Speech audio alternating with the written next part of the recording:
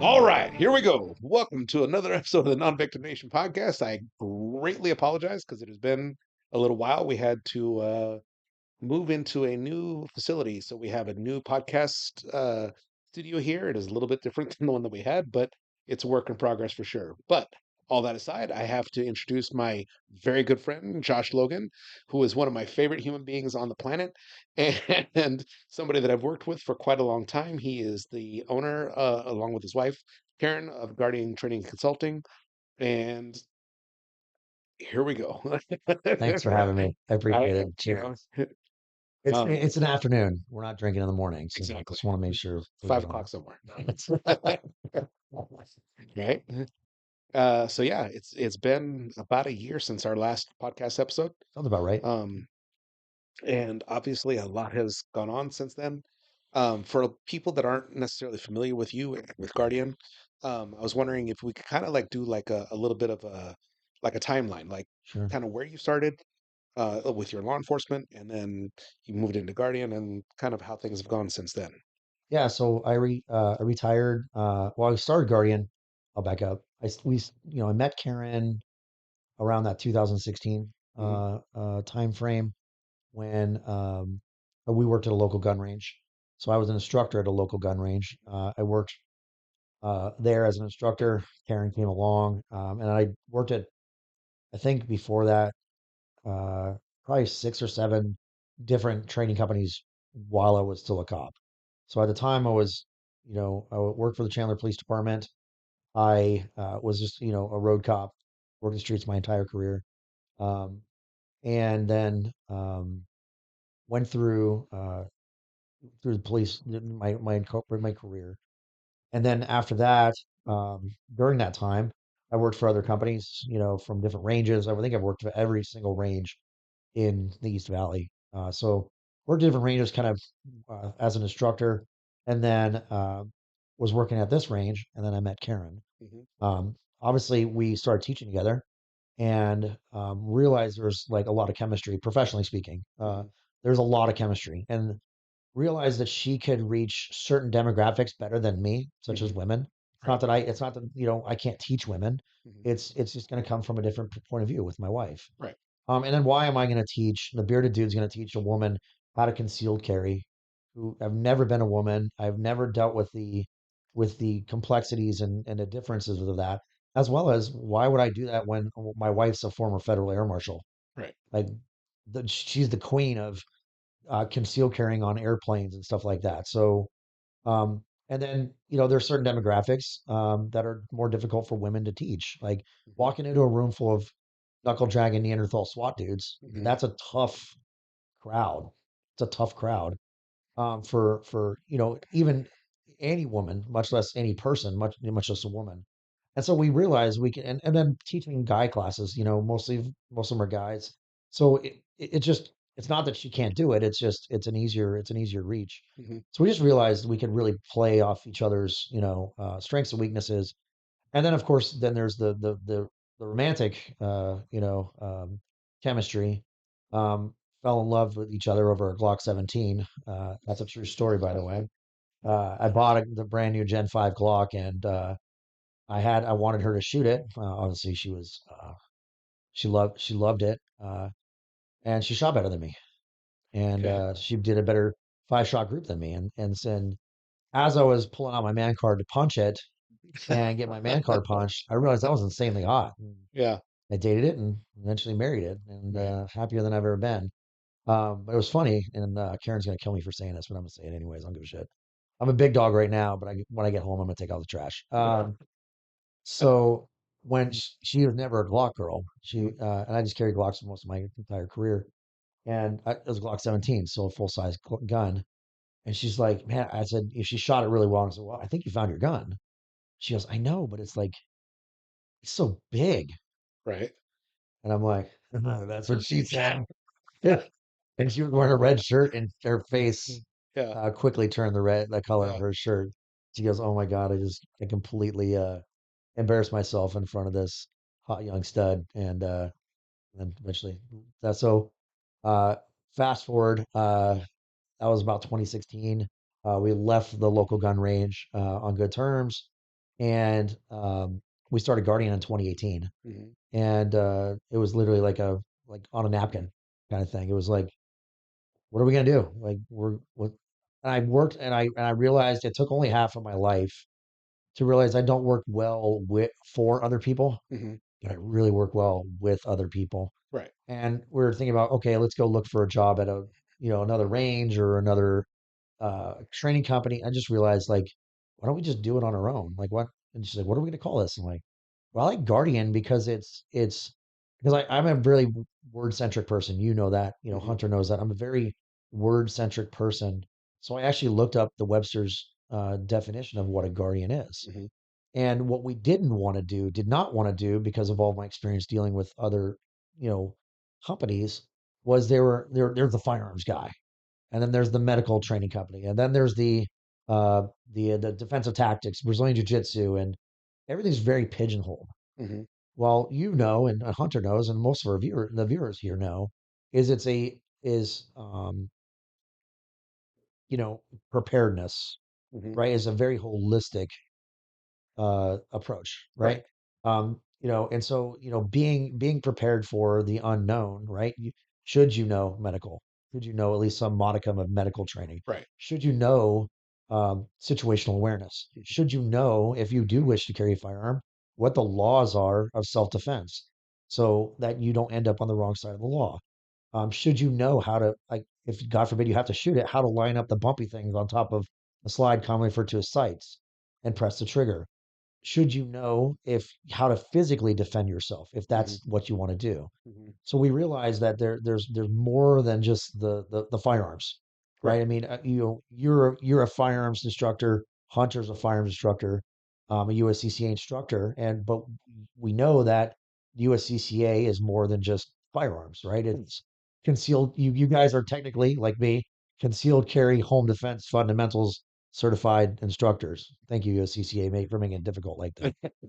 Like, holy buckets. So, Right. but it's concealed carry and home defense Mhm. fundamentals, and that's not just shooting somebody in your home. Right. That's doors, locks, windows. So when back to the whole thing. That's why we're like, the name has to be very deliberate. Mhm. And and no offense, I'm sick of Spartan helmets.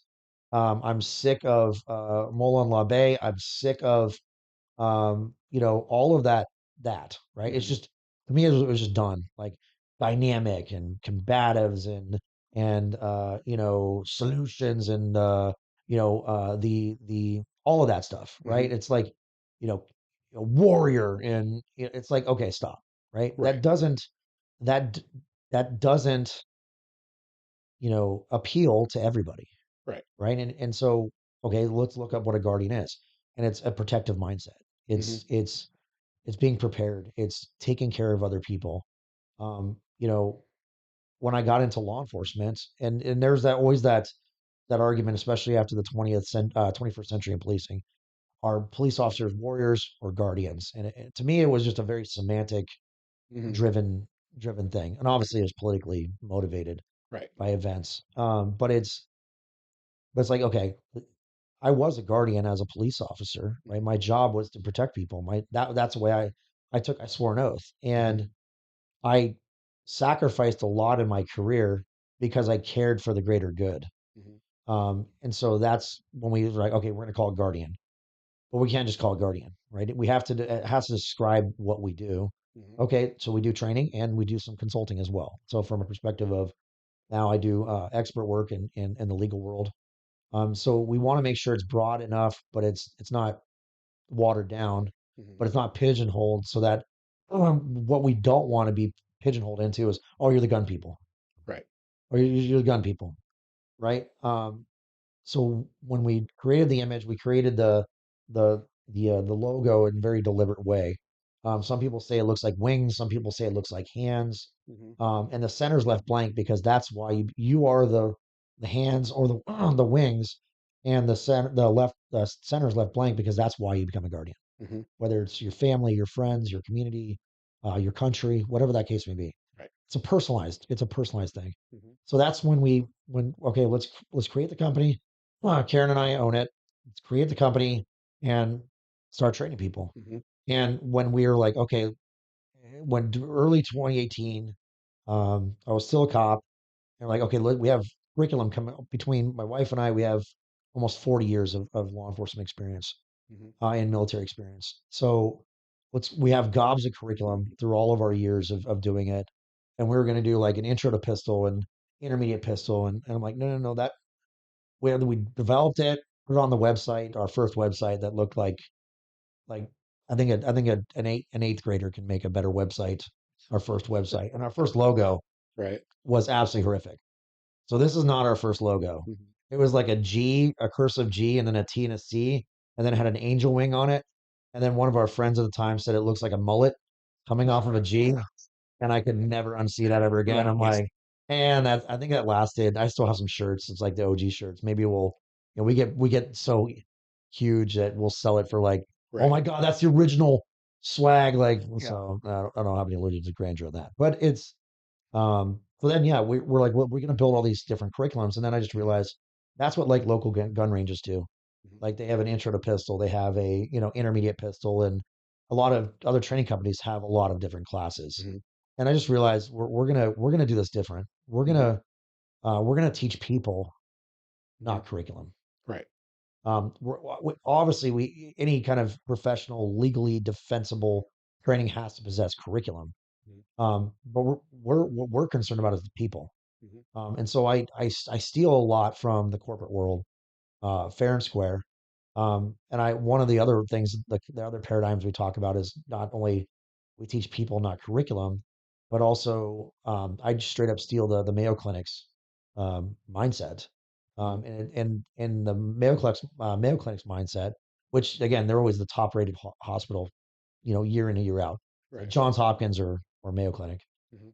But their saying they like to say is the needs of the patient are the only needs considered. Mhm. So we just adopted and said the needs of the client are the only needs considered. Right. Right? It's not my needs or wants. We are a service based organization. Mhm.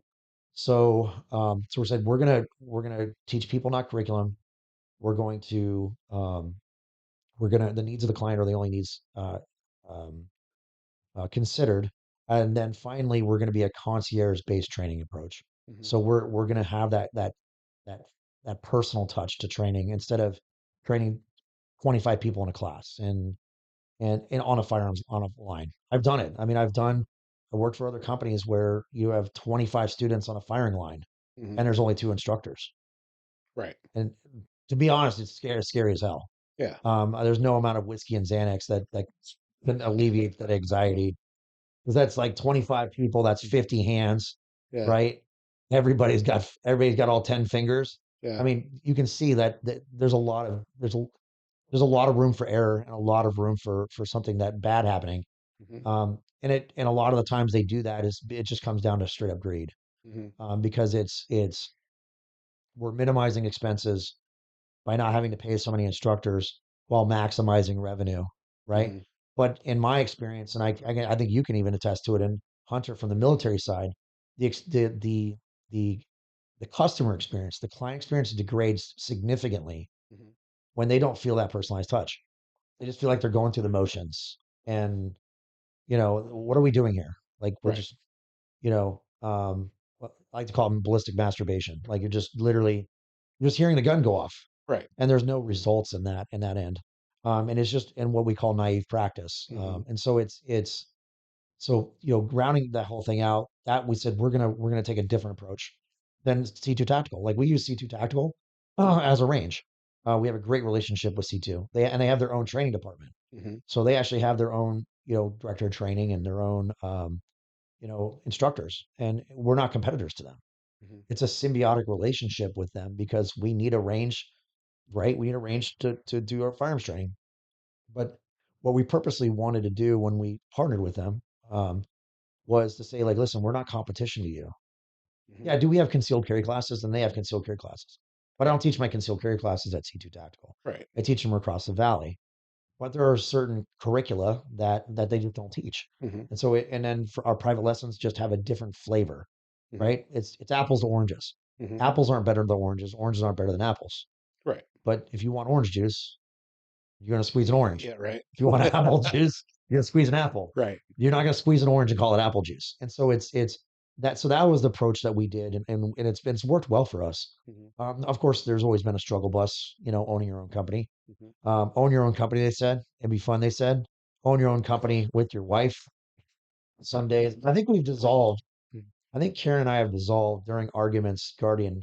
On paper, we've dissolved it like 6 or 7 times, I think, in our marriage and Right. all that.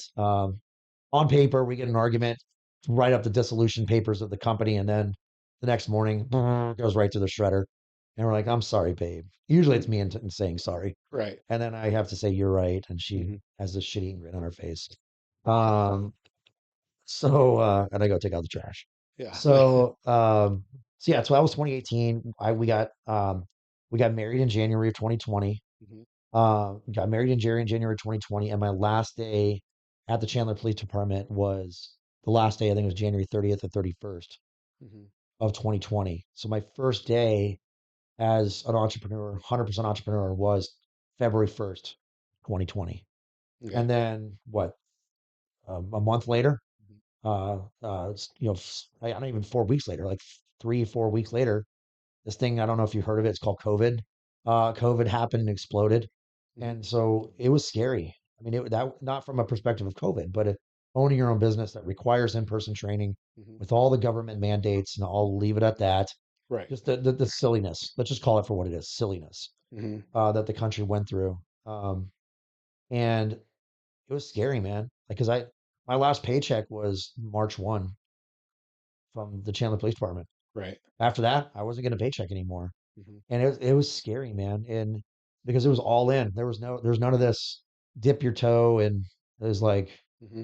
it's like, all right, head first right into it. Yeah.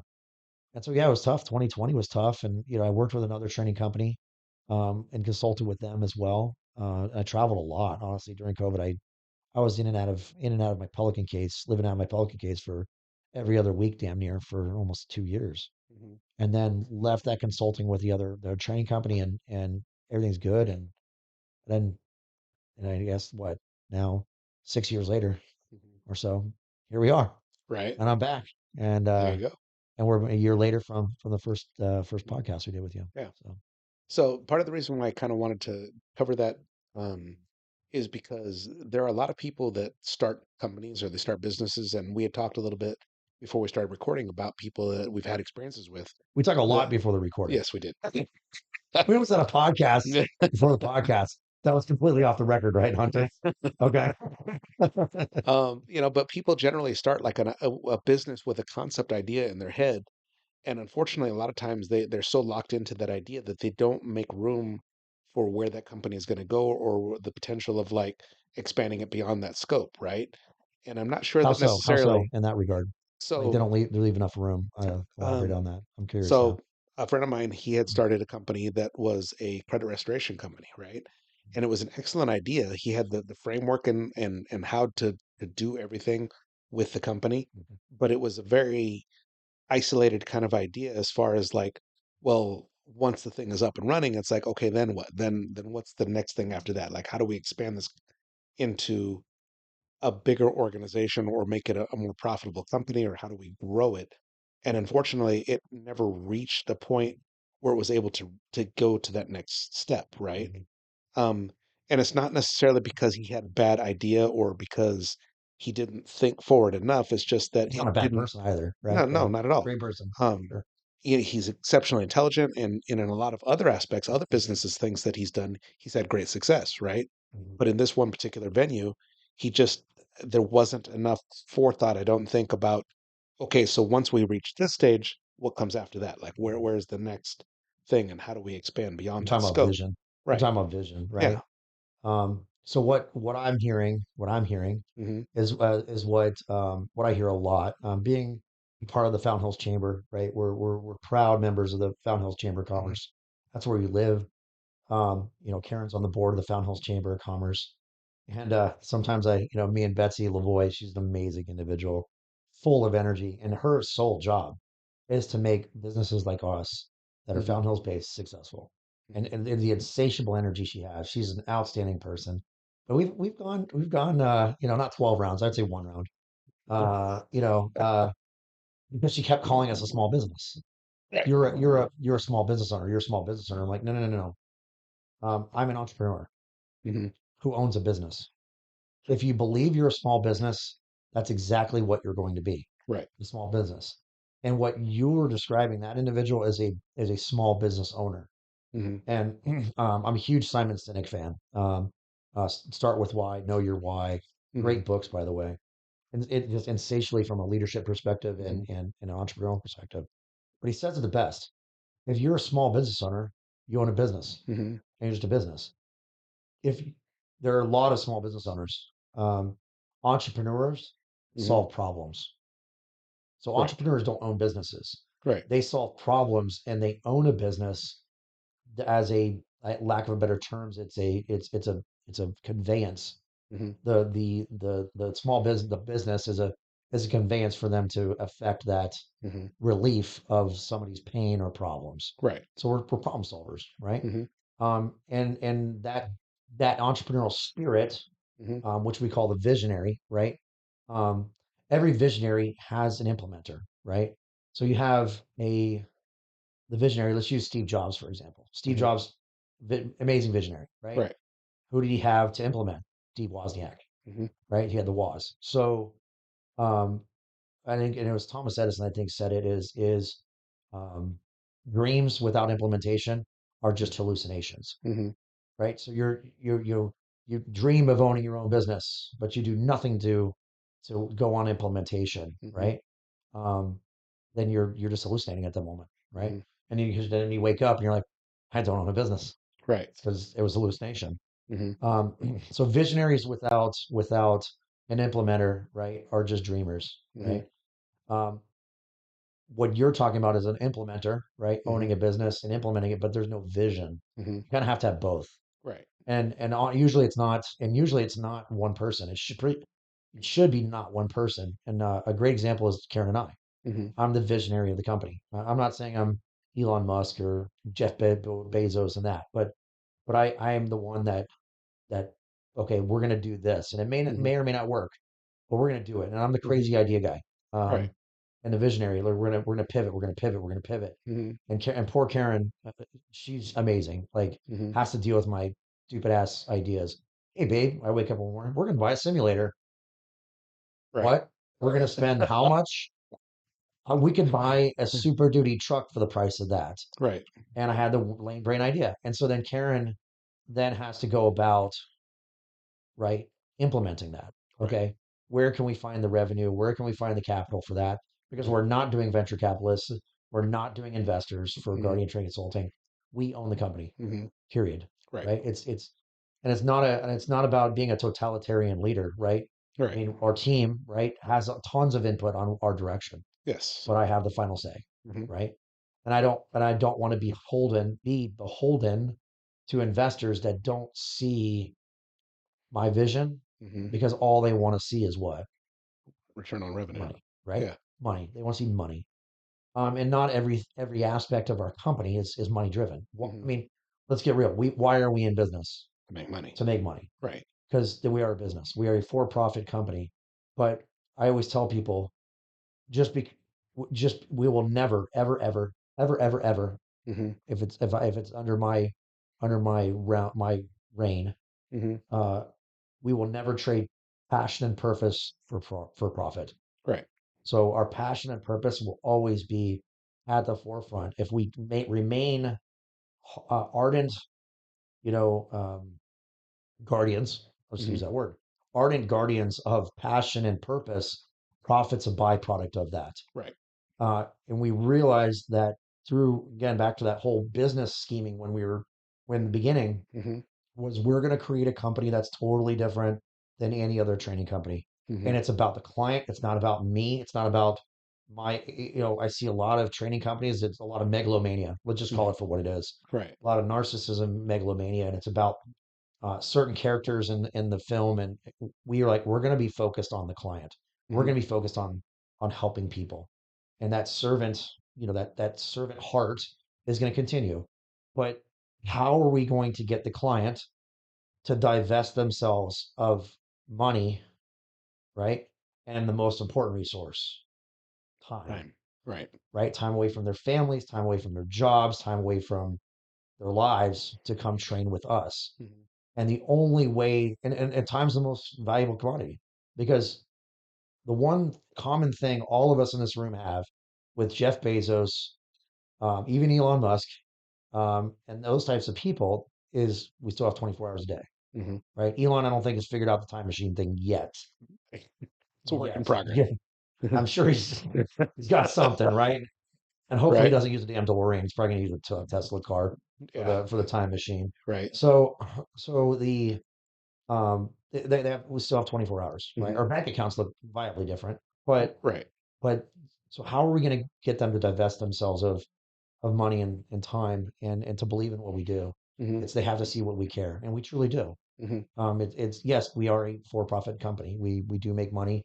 Um, there is an expense of our expertise because we've Mhm. spent a lifetime, Right. lack of better terms, a lifetime honing the skills that we provide, Mhm. so that they can hardwire that we can then hardwire curriculum for a person to move from where they are at Mhm. in their preparedness journey to where they want to be in the most expeditious route possible. Mhm. Right? Makes sense. Right. So like for example, all of us, like it's so if I lose my job right now, if I lose this career and everything like that, the only thing I'm qualified to do is be a very well armed, very well spoken Walmart greeter. Like I can't work on my truck, I can't do shit around the house.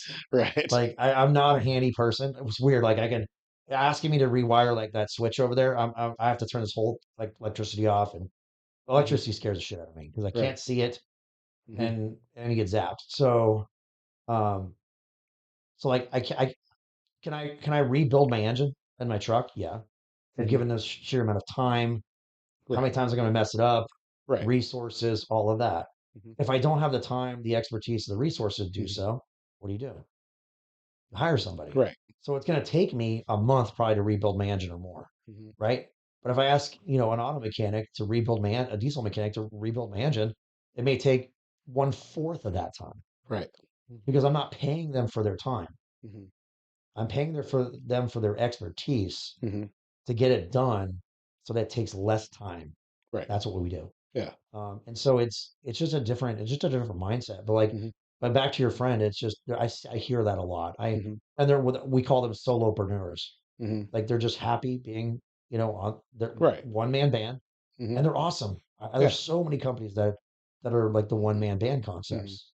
Um, but if you truly want to scale training, if you want to Mhm. reach more people to affect change, right? Mhm. And to truly help, you have to scale. Right. Because like today, right? I mean, how many back and forths do we have just to schedule this, Right. right? It's tough. You have Mhm. lives, Mhm. you and Hunter have lives, and I have a life, and Mhm. you have careers, and I have a career. Like it, and there's a lot of moving parts. I mean, Right. because if we didn't schedule this today, Mhm. right? I don't think I'd be available until like February. It's just because Yeah. it's nuts, and I'm not. I hope it doesn't come off as complaining or whining. I mean, Mhm. I could complain, but who the fuck's going to listen anyways? But it's a good Right. problem to have Yeah. because we could be out of business, Mhm. right? And there were some times during 2020, man, it was like, dude, clients ain't coming in. Right. How are we going to make this? Mhm. Right? It was scary, but I see that a lot, and I'm not saying I have the whole reason I'm here and doing what I do is I've stood on the shoulders of giants. Right. I have and I still have amazing mentors. Mhm. I have had and still have amazing friends. Mhm. You guys, like Yeah. you said, like you were my like how many? We probably spent an hour or more talking before the podcast. Right. Right? I Yeah. cleared my whole day. I didn't have any. I purposely didn't have anything on this day because I want to spend as much time with you guys because I love it. Yeah. It's not work. We're talking about work. Right. We're talking about Guardian. We're talking about the future, Mhm. but Mhm. I didn't feel it was work. I mean, Right. I could be wrong for you guys. I don't want Mhm. to speak for you guys, but I love hanging out with you guys, and Yeah. we need more of that fellowship, right? Absolutely. With men, right? I mean, Yes. it's not meant to offend or anything like that, Mhm. but men need to hang out with men, and we call it proxemics in like business development. If you're in proximity with successful people Mhm. and people that have high moral fiber, you only have one choice. You Right. actually have two choices. You either rise to that level Hmm. or you leave. Right. And I love hanging out with guys like you and Yeah. Hunter. It's awesome. So Yeah. So a lot of why I kind of wanted to start from that point is that to emphasize the idea that like it's one thing to say that you have an idea and you're capable of doing something. Like you easily could have said, "Okay, I'm done with law enforcement. I'm really good at training and I'm really good at communicating. I'm going to teach people firearms instruction." And been the most outstanding instructor there ever was appreciate and it. focus just on that, and that could have been your entire career. It's like, but there's so much more that you're capable of beyond that scope because not only are you good at like doing the instruction yourself. I'm not telling him. I didn't pay him to say this, by the way. But continue. So not only are you excellent at like doing the instruction yourself, but you're also excellent at developing other people to become those sorts of instructors themselves also, right? And so you have not just created a a business that you and your wife are doing. You're creating an entire organization and in training other people, you're bringing people into this organization so that it can expand and it can become something greater. Yeah, And so you have moved beyond just like, I'm going to teach you personally how to shoot a firearm, or I'm going to teach you how to be faster, more accurate, whatever.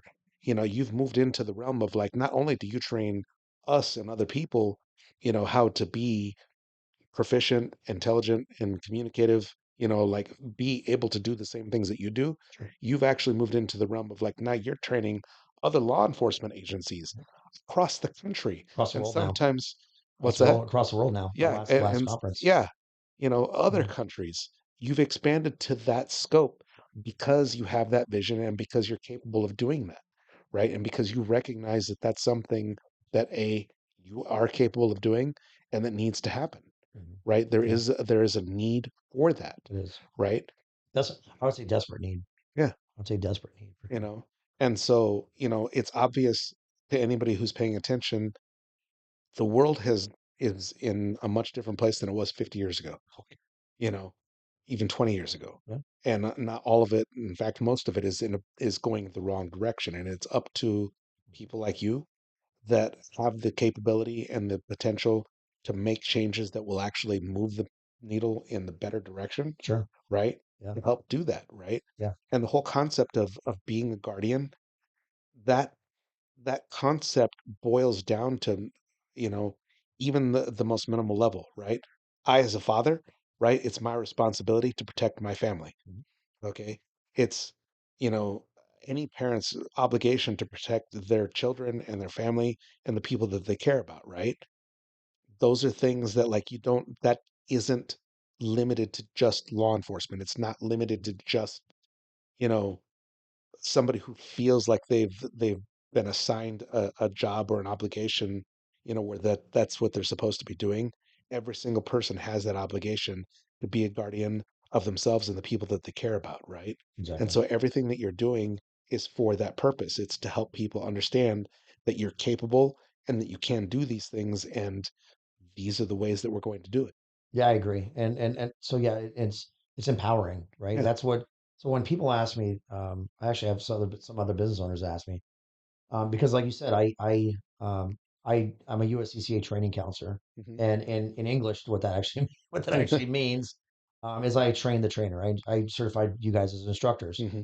and I certify a lot of instructors around this valley, right? Like Right. I had seven instructor candidates in my class last weekend that Hmm. now are now minted as USCCA, United States Concealed Carry Association, Hmm. instructor certified instructors.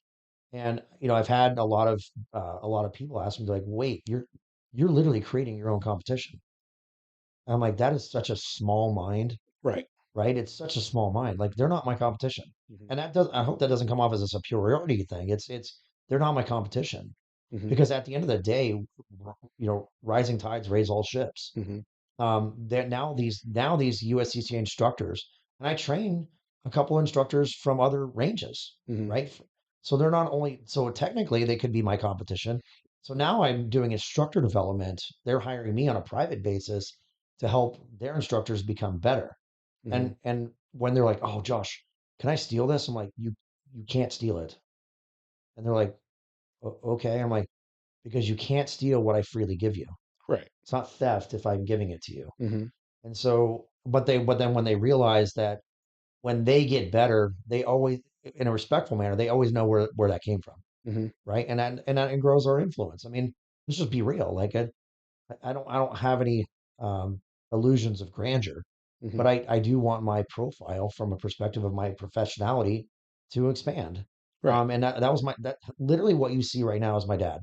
My dad was one of the smartest men I knew. An amazing communicator. He was a radio DJ for country stations for 25 years. Wow. So literally this was my dad's life. Right. And I was the kid picking my nose in the corner, picking my nose in the corner with the headphones on, Right. listening to my dad on a 50,000 watt radio stations. Hmm.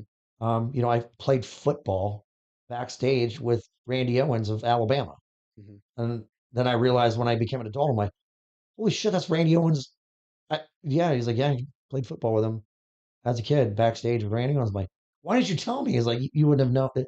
He's just a dude. Right. He's like the lead singer of Alabama. I'm like, but it's so my dad was a master communicator. My dad held me to very high standards. Like when I was like in fifth grade, my dad was like doing proofreading my papers, like red penning the fuck out of my stuff. And I'm like, Right. Dad, I'm in sixth grade. He goes, doesn't matter. Hmm. You will be a great communicator, Hmm. right? Because to be successful, you have to be able to communicate. Hmm. And if you the better you can communicate, the more articulate you are, the more people will take you seriously, Hmm. right?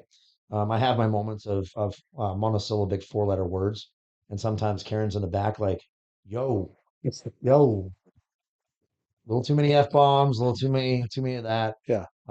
But for the most part, I try to keep it 100% professional. But Hmm. it's that was my dad, Hmm. and that was hugely influential on me. And then another mentor of mine, I asked, did such amazing things for me, opened doors that honestly I didn't deserve, much less probably should have been in. Hmm. But I was there anyways, Right. and either you rise to the occasion or you tap out, Hmm. and I just the latter is not an option. So I asked him, I said, how do I ever repay you for what you've given to me? He's like, I didn't give you shit. You earned it for the Hmm. most part. I'm like, okay, roger that. I said, so how do I repay you for all this? And he goes, do it for somebody else. Hmm. Do it for others that I've done to you. And I took that to heart. And that was 25 years ago, man. It's 25 years ago. And I took it to heart. And now I'm like, okay, I've dedicated my whole life. And one of my favorite quotes Hmm. is from Vince Lombardi. And he says, the quality of a person's life is in direct proportion to their commitment to excellence, regardless of their chosen field of endeavor. Okay. Right? And that's my life quote. Right. So what my dad provided me when I was a kid, and as an adult, and I became a man, and the insane talent that my dad provided me, rather Hmm. genetically and also, what is it? Nature versus nurture, right? Hmm. My nature and a nurture my dad gave me, and then the insane mentors that I had, that mentor specifically, Hmm. and then developing a life quote for my life. The quality of a person's life is a direct proportion to their commitment to excellence, regardless of their chosen field of endeavor. And nothing could be truer than that. Hmm. My dad straight up told me, he's like, if you want to be a ditch digger, I will support you 110%, Right. but you better be the best damn ditch digger Right. you ever had. Hmm. And so then for me, when I started this company, I was like, you know what? You know, the USCCA asked me if I wanted to be a training counselor, and at first, my first thinking was, oh shit, I'm going to create my own competition, and Hmm. I had to sit down with like Brian, for example, our director of business development at Guardian. Brian is he's an insanely awesome person. Hmm. He'll give a shirt off the back that big, it's going to be a big shirt. He's a big Goomba from from uh, Yeah. from Jersey, and so but he's like, that is so small minded. Like you have now the chance to influence. Hmm. Now it's exponential, right? Right.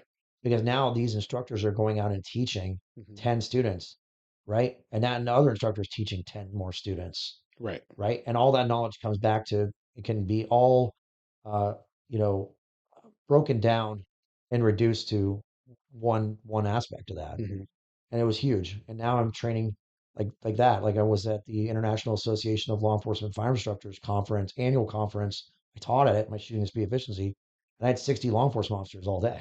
Hmm. So I had 30 in the morning and 30 in the afternoon, and I had 6 guys from Taiwan, like 4 guys from Germany, like 2 or 3 guys from Belgium, some are Australia, and all across the country, right? And all Hmm. levels of law enforcement from Hmm. federal, state, and local, and then I had all of my international students. I mean, my Taiwanese guys were speaking Mandarin, so like I had to have a translator. They had to have a Right. translator that's when to me like for me it's like man I made it Hmm. and it feels good. I mean, from a self-serving perspective, it feels really good to do that because now it's like, okay, my beliefs, Josh's beliefs, Guardian's beliefs, and our way of doing things, lack of better terms, is Hmm. is now reaching uh, Right. far and wide.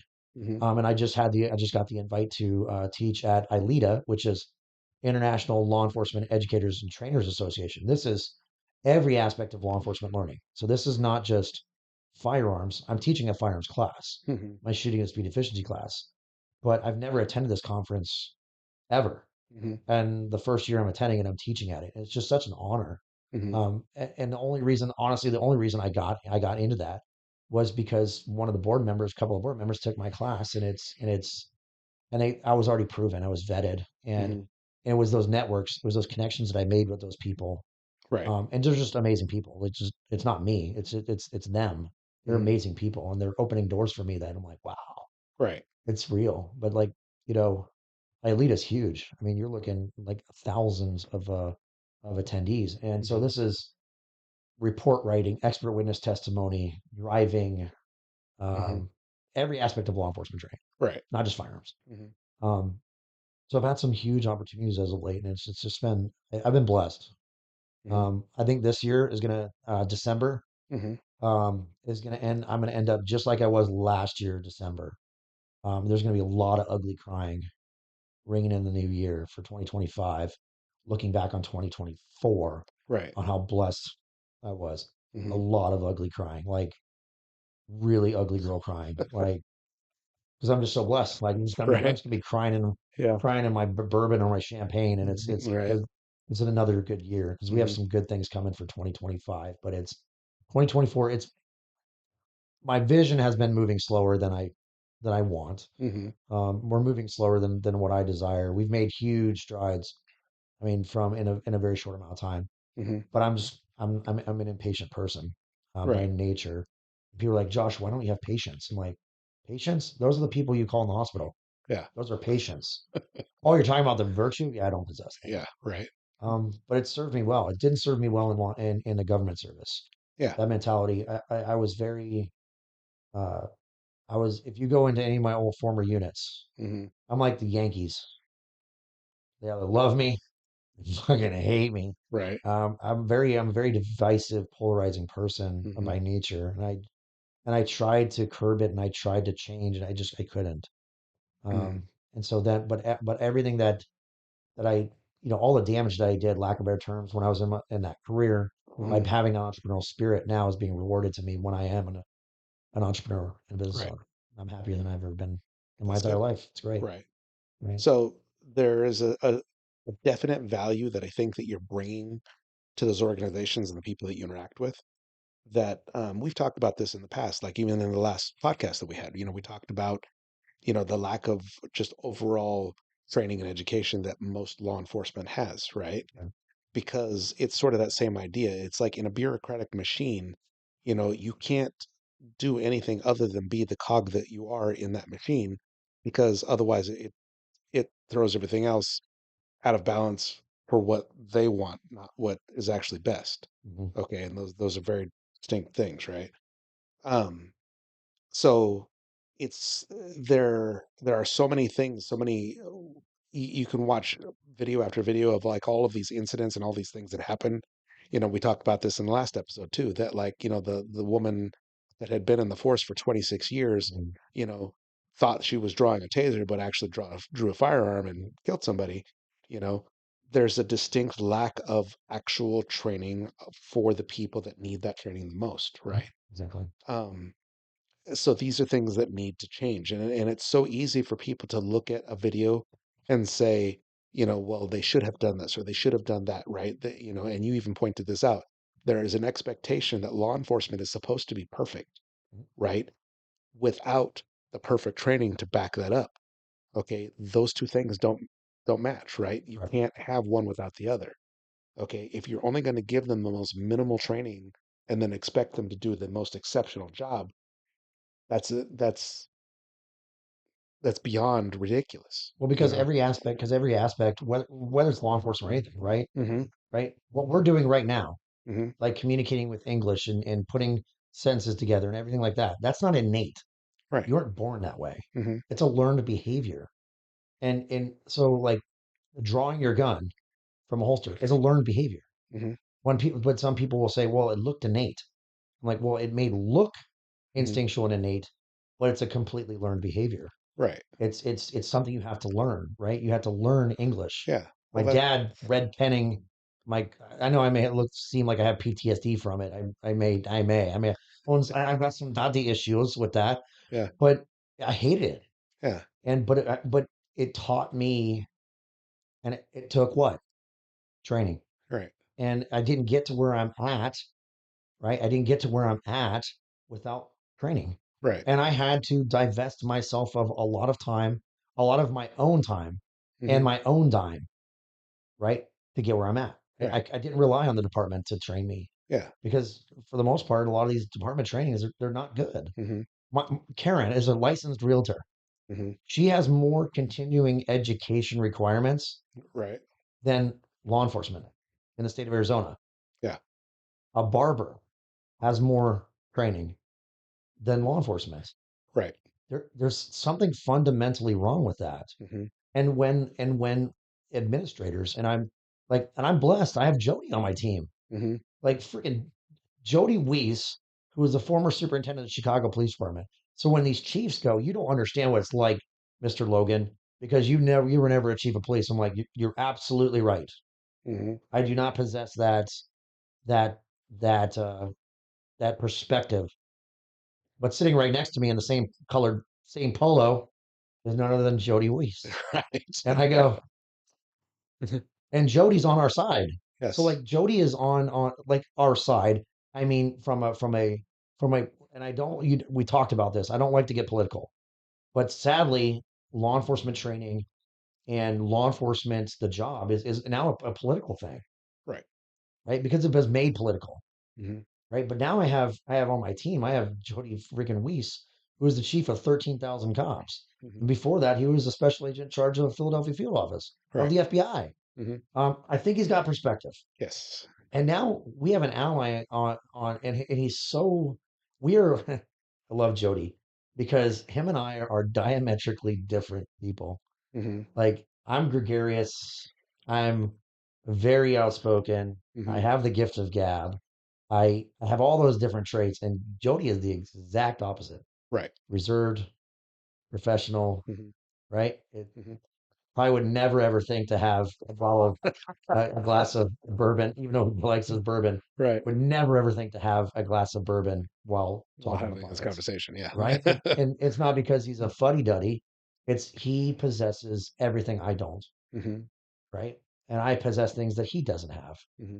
And so when he asked me the that he wanted to come work for me, Right. I'm like, right, where's the camera? This is a joke. Yeah. Ashton Kutcher's coming in and Mm-hmm. doing, you got punked. I'm like, absolutely. Because Mm-hmm. so when we go talk to chiefs and I go, I can just step out of the room now, Right.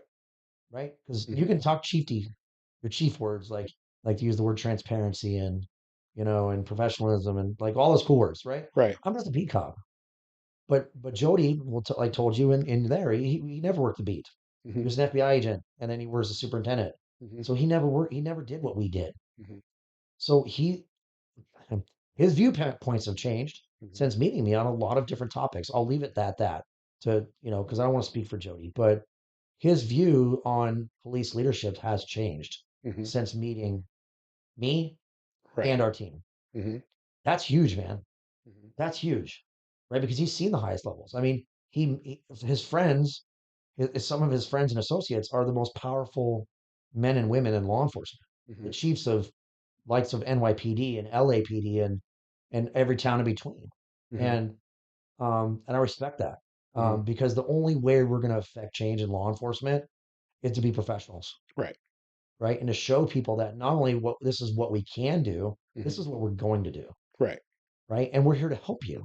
Mhm. Why does this have to be adversarial, Right. right? Because I have to remind police departments, like, listen, I don't want, like, I'll sit aside across the, like, the director of training or a training sergeant, training lieutenant, and they'll have their arms crossed and go, why do we need to bring you in when we have a training department? It's like, listen, I don't want your fucking job. Right. All those files that you have to manage and training files and compliance and all that, I don't Mm. want it. Right. So listen, if you think I'm here to take your job, you're sorely mistaken. Mhm. I want to come in, be a consultant, Mhm. because I get to say what I want, when I want, how I want, Yeah. right? And I've told chiefs no. And I've told commanders they're being silly as a consultant.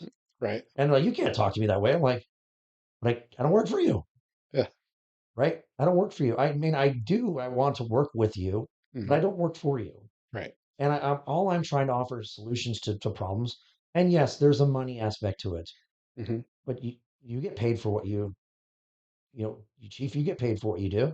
Right. Like, and this is all I do now. I don't have a side gig.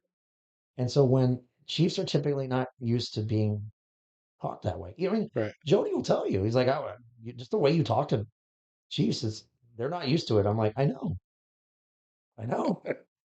Right. But if we want to get to the heart of the matter, sometimes we have to, right? Mhm. So if you get burned, right, you Mhm. have a really deep burn. Mhm. What's the first thing they do? And you have a shirt on, right? What's the first thing they do when they get to the hospital? They pump you full of antibiotics and they cut into that burn, Mhm. and they call it debriding. So they cut into that. So is that causing you more pain? Yeah. Yeah. Is it injuring? Yes, it's actually injuring you. But if that skin flap goes over top, then you'll get an infection, and then Mhm. you get sepsis, and then you die. Right. So they have to cause more pain Mhm.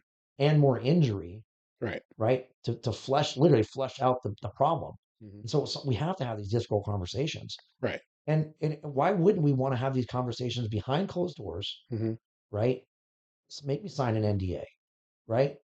But in a professional setting, not in Mhm. the court of public opinion, not in the media, Mhm. but have very, very frank, candid conversations, Mhm. right? And go like, this is the bill that needs to be paid, not Right. not from just a monetary perspective. This is a bill that you have to pay. You have to have your officers come in and train, Mhm. and that's what's going to cost you. And it Right.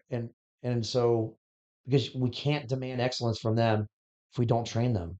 Professional athletes spend their entire lives just to get into the pros. Mhm. And then how many people, I mean, what's the cutoff for like NFL, college, right? So from high school to college, huge cutoff, right? To get into college. And then how big is the cutoff from college to NFL? Freaking huge. Right. And then how big is the cutoff to win a Super Bowl? Mhm. It's huge. So like you're talking about like that much, Right. right?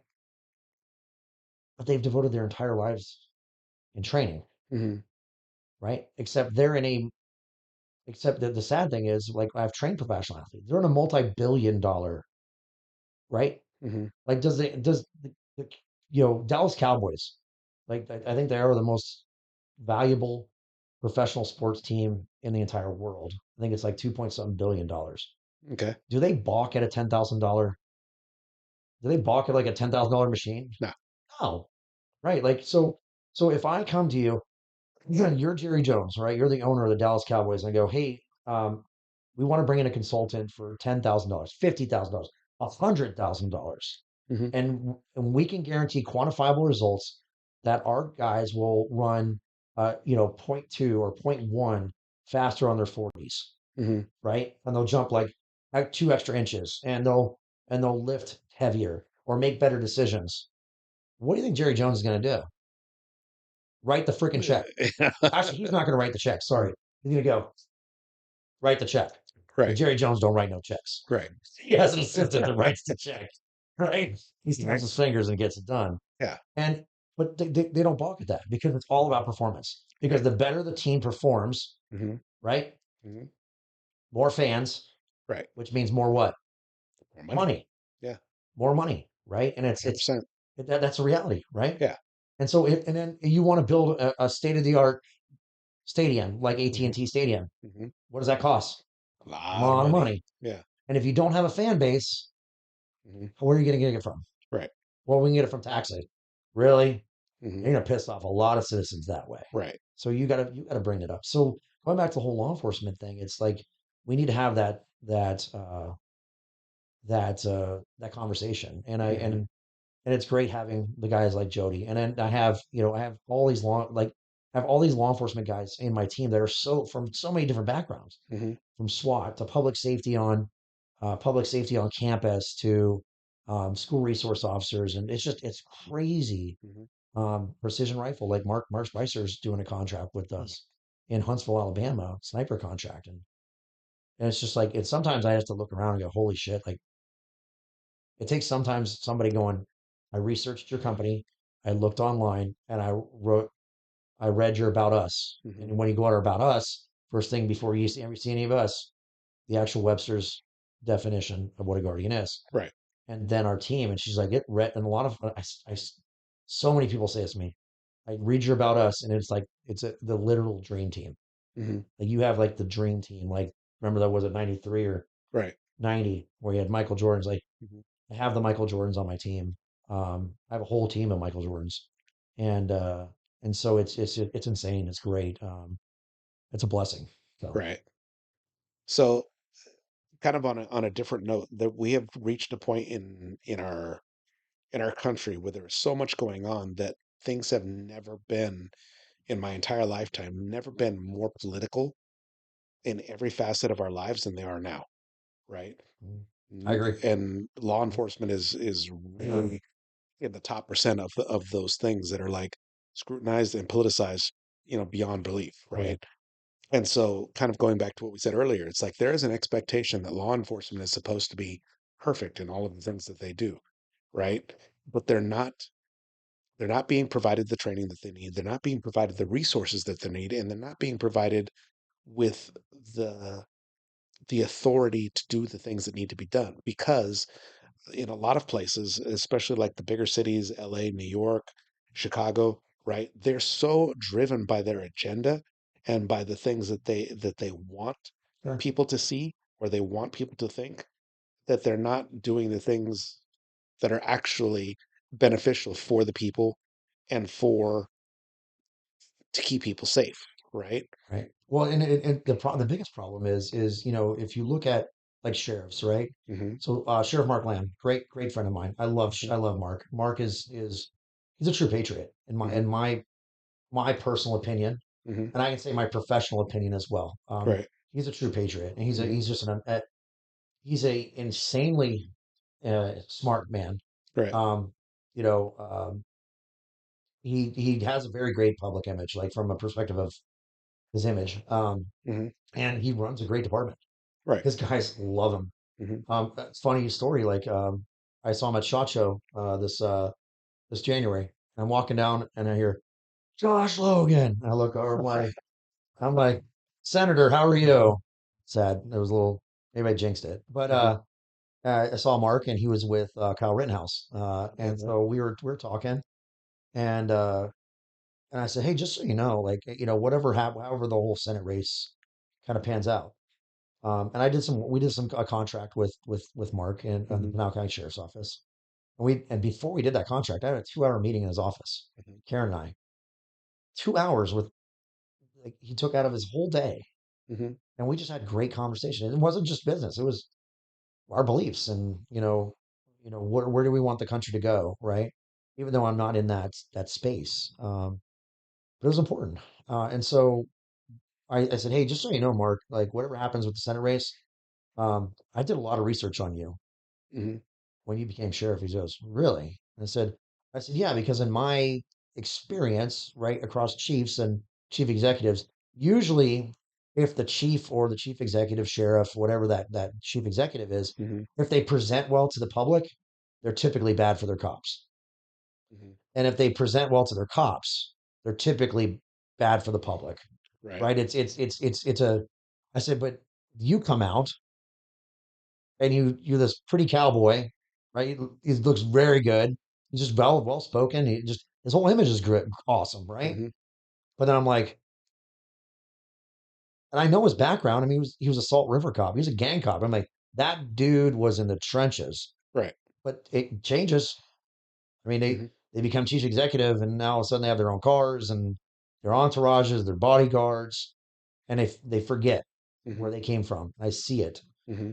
And I said, I did some research on you. And he's like, really? I said, oh yeah, you just look too good. You're too clean. You're too clean. Right. Right. And I said, you have you so I believed in my heart of hearts and mind of minds in Hmm. that moment that you're screwing your guys, Hmm. that you're bad for your cops. So I called 5 to 6 pipe hitting, meat eating Pinal County sheriff's deputies that are like me, that Right. are that just love to go out and chase bad guys, Hmm. right? Which doesn't, it doesn't meet the feel good policing like the TikTok videos and the the the handing out sticker badges. It's Right. dirty, nasty, violent work. Right. And that's what needs to be done to get our most dangerous predators off the streets, Hmm. right? To keep our community safe. It's an ugly business. And sometimes things happen, right? Hmm. Accidents happen or whatever the case may be. So I called him up and I said, hey, what's the deal with this Mark Lamb guy? And he's like, what about him? He's the boss. I'm like, give me the straight dope. He's messing with somebody, right? He's changing the whole culture. He's screwing over the guys, right? He's not a cop's cop because he looks too good on the news. Right. And he goes, no, dude, this real dude's a real deal. I'm like, what do you mean real deal? He's like, the dude is a real deal. He shows up on traffic stops. He he'll he'll direct traffic. He'll do the most menial police work Hmm. and help his guys out. He helped them get pay raises. He helped them get equipment. And I'm like, how the hell did this guy figure out what kind of pill did this guy take? Or like, like he figured it out. He Right. figured out the how you can be almost universally loved by Hmm. your your community Right. and almost be universally loved almost. I mean, you're never going to be loved by everybody, Right. but almost universally loved by your cops, by your guys. Hmm. Mark did it. Right. And I wish we could bottle it. And if Mark watches this, I'm going to send it to him. I'm going to text to him when it gets posted. I'm just going to cut it and just give it to him. But the reason why I want him to listen to this is because at the end of the day, he needs to go on a traveling road show and Hmm. teach this to police executives on how to, like a case study. Hmm. Mark Lamb, the case study, how to figure out how community policing works with freaking putting bad guys in prison Hmm. and taking care of your cops, Right. right? Because that's what a good chief executive does. Hmm. So he needs to bottle it, and he needs to go out and teach these chiefs, Hmm. these sheriffs that that this is what it takes. Hmm. Now the difference is the sheriff is elected, right? Right. He or she is of the people, while police chiefs are not. Hmm. They're appointed, and a lot of people don't realize is they're an at will employee. Right. So that means they can be terminated. Why are we terminating the chief of police? Because it's Tuesday. There you Right. go. Pack your bags. Yeah. And so a mayor or a town council or city council can fire that. Hmm. So they're in a rock and a hard place. So sometimes they have to make decisions that are not popular with their cops Hmm. because of some politician, Right. right, wants to grind an axe on somebody's head, Hmm. and there's really nothing they can do about it. Hmm. Like I've heard of police executives having to fire an employee, a police officer, after a use of force incident because if they didn't, they would have lost their job. So they said, we're going to terminate this employee and then we're going to bring him back and Okay. then he'll get back pay. I'm like, you see how asinine that sounds? Right. But again, it's tough. I don't, I, I only see it from the outside and I only see it from secondhand by way of Jody, but Mhm. Jody's told me some stuff and it's like, dude, that's an insatiably tough job. Right. But but at the end of the day, that's what you sign up for. Hmm. Sorry, you want to wear the 4 stars and the chief and you want to have I'm the chief of my company, Hmm. right? I'm the one that makes the decisions on where we're going. Right. And there's really nothing the guys can do about it, Hmm. right? It's like it's my if we're going to teach something and I say no, we're not doing that because it's illegal and more unethical or it just doesn't make sense, then they don't have any recourse to do that. Right. But they also have another recourse to just everybody back, you do your own thing. Right. And so you have to be magnanimous at some point. If you're in a leadership position, you have to be magnanimous at some point. Right.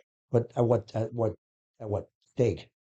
Hmm. Like when do you draw a line? Not in the sand, Hmm. right? I'm not.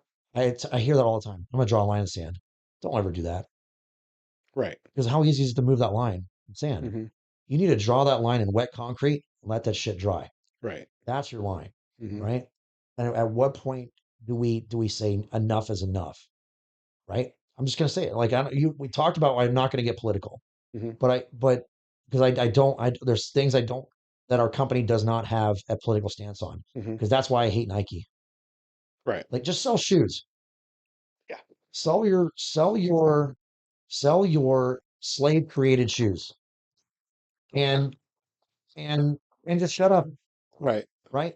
And then I had then I've have had other businesses in the firearms industry, right? Saying let's go Brandon and F Joe Biden. And I'm like, Hmm. you're just as much of the problem Right. on the other end of the game than Nike. So like I did my talking, right? Hmm. Quietly Right. in a voting booth this November, Right. right? And who I voted for it doesn't matter, right? Because that's Josh, not Guardian. Right. I'll train anybody that wants to be trained as long as Hmm. it's not illegal and moral and ethical. It doesn't. I'm not going to train somebody to overthrow the United States, Right. and I'm not going to train somebody to kill to assassinate somebody, Hmm. right? Those are obvious things, right? But if somebody from the other side of the aisle Hmm. that may have never wanted a gun in their life, or may Hmm. have been anti-gun in their life, Right. or maybe they are anti-gun Hmm. and they just want to learn how to shoot a gun. Why would I turn that? Why would I turn away that opportunity? Not for making money, Right. but to be an ambassador, Hmm. right, for that moment. Right. Because do you think they're watching us? Always. 110%. Yeah. They're watching this, Hmm. right? They could be watching this, and anything I anything I say can and will be used Yeah. against me. Right. It's I Yeah. have the right to remain silent, but I just can't do it. So, um, so it's if I was spewing all that stuff, Hmm.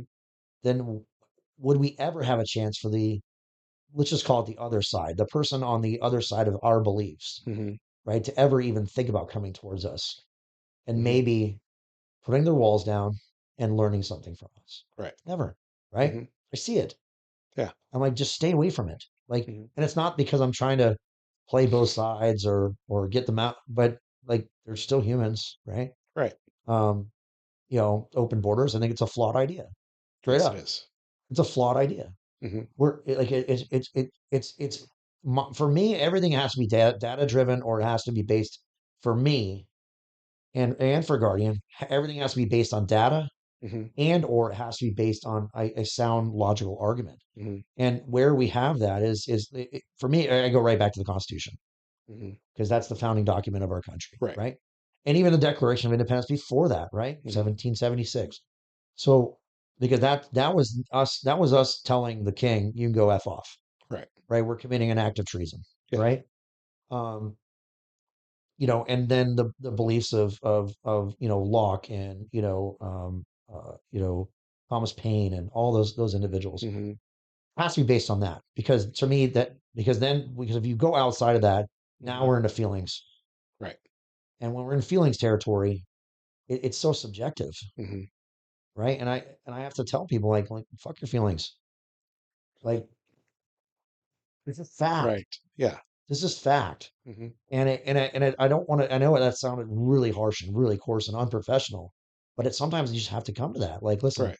your feelings are moot about Hmm. that. It's like when I teach my concealed carry class, people are like, Hmm. well, I don't agree with that law. Okay, Okay. still a law. At the end of the day, it's still a law, huh? Even you just saying that Yeah. made no impact, Yeah. right? Hmm. So how do you make that impact? You vote in the legislators that Right. you agree with Hmm. and viewpoint, and you get the law changed. Right. But your feelings on the matter by saying it, Right. you're not going to change my opinion. Yeah. I mean, when has anybody ever won a Facebook argument? Yeah, there's no such thing. When people comment on our stuff, like, comment on our Facebook and stuff like that, and Hmm. they get a little negative, I'm just like, the way I think about it in the back of my head, I'm like, thanks for the engagement. The Yeah, algorithm loves it. right. Just put it right to the fucking top. Yeah. So I would start like once they start spewing that, I'll just start posting thumbs up Hmm. because I learned the algorithm Yeah, right through marketing is if you interact with them, then they interact with you, and then you interact with them and they interact with you, and it just gets more engagement. right. Thank you. There you go. Thank you. Right. Yeah. And so bad news is good news, and good news is good news. Hmm. Right. But it's still Yeah. what? News. News. And Right. I had an old lieutenant told me, don't ever fuck up on a slow news day. And um, so it's just like going back to the whole thing is we just have to have those difficult conversations Right. and I with and I go again going back to politics. I mean, I think the nation Hmm. spoke. Hmm. Absolutely. The nation spoke, Hmm. and it was people that, and I think a majority of that silent majority that I don't have to fly this flag. I don't have to put the sign. I don't have. Where are we going to? What is the one place you can remove all feelings and do the loudest speaking? Hmm. In the polling booth. Yeah. You walk in, right? You walk in, you check in, Hmm. you grab your ballot very silently. Yeah. You go to that, you mark what you do. Hmm. You put it in the envelope, throw it in there, whatever your voting process is. You get your sticker because you have to post it on Facebook that I voted. All right. Okay. And then you don't see anything. Hmm. No bumper stickers on your car. Right. It's and Hmm. like again, like my sister-in-law is a different is of a different political beliefs. Hmm. And one time we were talking till like 3 a.m. over whiskey and debating. Right. And at no point did the F word get spewed at each of us. Right. It never became personal. Hmm. And we just agreed to what? Disagree. Disagree. Yeah. But we saw it from each other's perspective, Hmm. understood it, empathized it, didn't agree with it, but Right. I could see it from that perspective. Yeah. That's missing. Hmm. That I think is viably missing in our country. Hmm. And it's having those tough conversations. Right. Whether that's politics or whether that's police leadership or police training or gun rights, Hmm. right? Or, whatever that case may be, our not our constitutional rights, it's our God-given rights. Hmm. That's what people get really messed up. It's our God rights that are given to us by God, not the Constitution Right. or the Second Amendment, Yeah. right? We don't get our rights from the Second Amendment. The Second Amendment just tells the government you can't. Yeah. Yeah. I think it says shall not be infringed. Now, as an expert in the legality world, that's a that's a no discussion, no discretion, no discussion. Right. That is a what we call a bright line rule in the Hmm. in the legality world. Right. I think it says somewhere in that Black's Law book. Oh yeah, it does. So it's that's where it's not my feeling anymore, right? So now I Hmm. can say, well, those are rights given to us by God, and people are like, I don't agree with them. Like, you don't have to. They're like, oh, that's your opinion. No, No. that's the document. There's a Right. document that says that somewhere, Yeah. right? There's a document that says that somewhere, Hmm. and they want to get in a constitutional argument. I'm like, just tell me then tell me if you want to argue with me on constitutionality. The first thing I want to ask you is cite your source, right? Hmm. What's the first part of if you have a source citation, right? Hmm. Here, taking you back Yeah. now, Right. right? APA, right? Yeah. I know Hunter's like he's twitching over there. So on an APA guideline, what's the first thing in a bibliography, like a citation? What's listed first? The author, Right. right? So the author, and then the date it was published, and then the title of the Okay. publication, and then all the where is the publisher and all that. So Hmm. I was telling him, okay, so if you want to go into the Constitution, tell me who wrote it. Thomas Jefferson. Eh. George Washington. Eh. Right. I'm like, the majority writer was James Madison. Oh, I didn't know that. So you're about to enter a debate with me Right.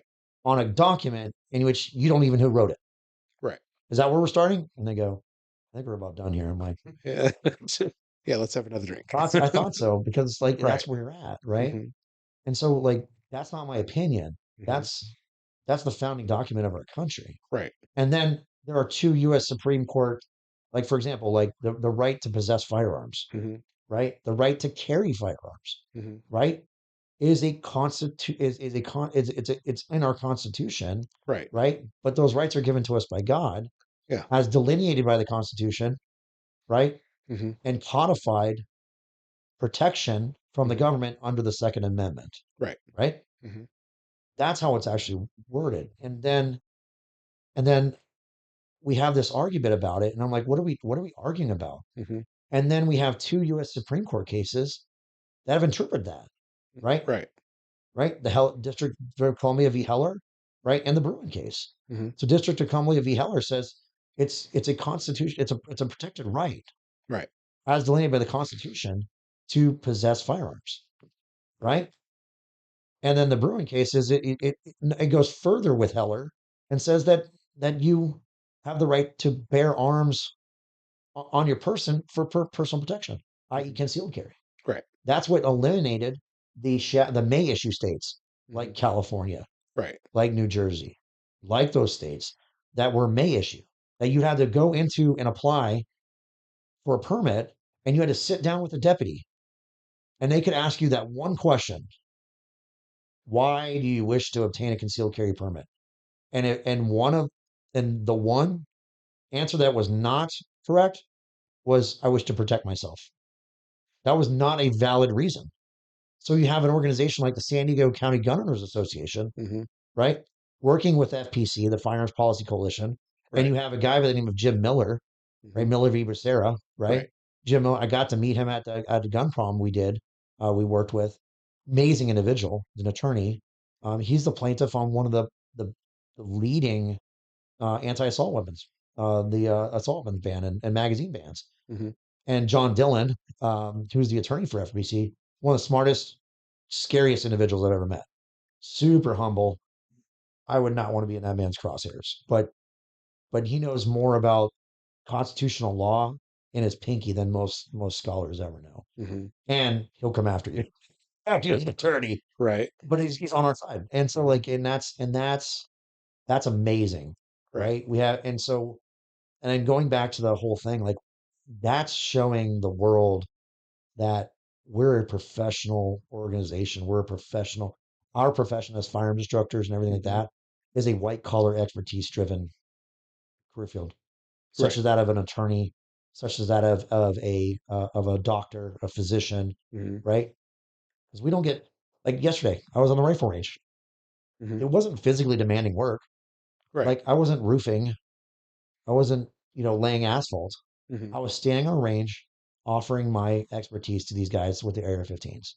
Now, is it tiring on my feet and sunny? Yes, sure, Yeah. but it's not physically demanding work. Right. I'm not getting paid as much for what I can do. I mean, somewhat with my hands, but Hmm. like shooting a gun is not physically taxing compared to swinging a damn hammer, Right. right?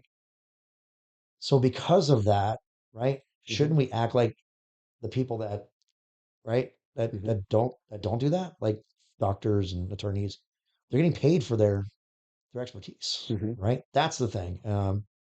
But that's the going answer your very simple question, a very long-winded answer, which is my usual uh, Here I'm up. proclivity.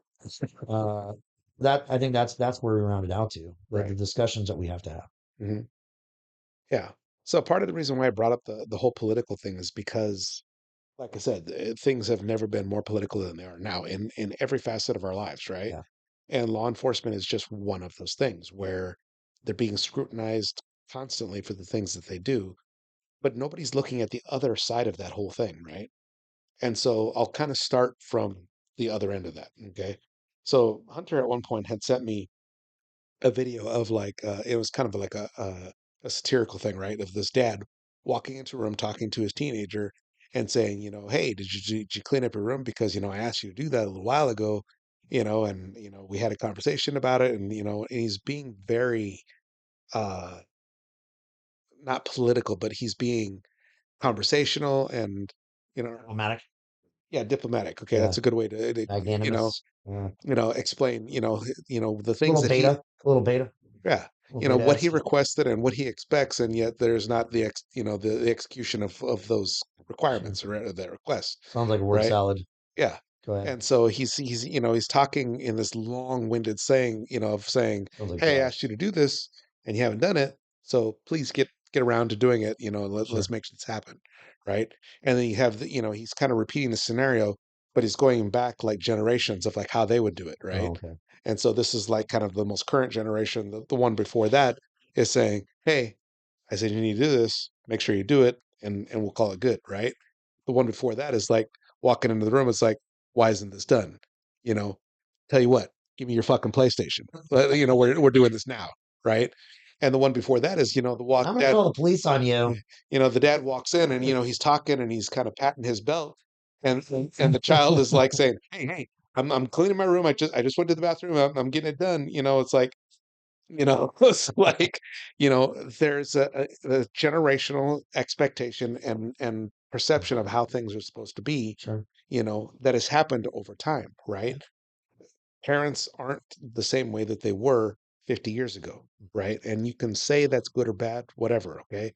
However, the It's way that different. people It's different respond for to sure. things now is not nearly the way that it used to be, right? So now you have people and I watch video after video of people that are getting pulled over or interacting with the police, and they're completely disrespecting them, because A, they don't fear the consequences of what's happening, and B, because they've been taught over time that the police are our enemies and that they deserve to be disrespected, right? Mm, So these things are happening, right, in a political sphere, and it's being taught in our education system that, the law enforcement are not always the good guys, that our country is systemically racist, that there are all these things that are playing into that and why people react with police the way that they do, right?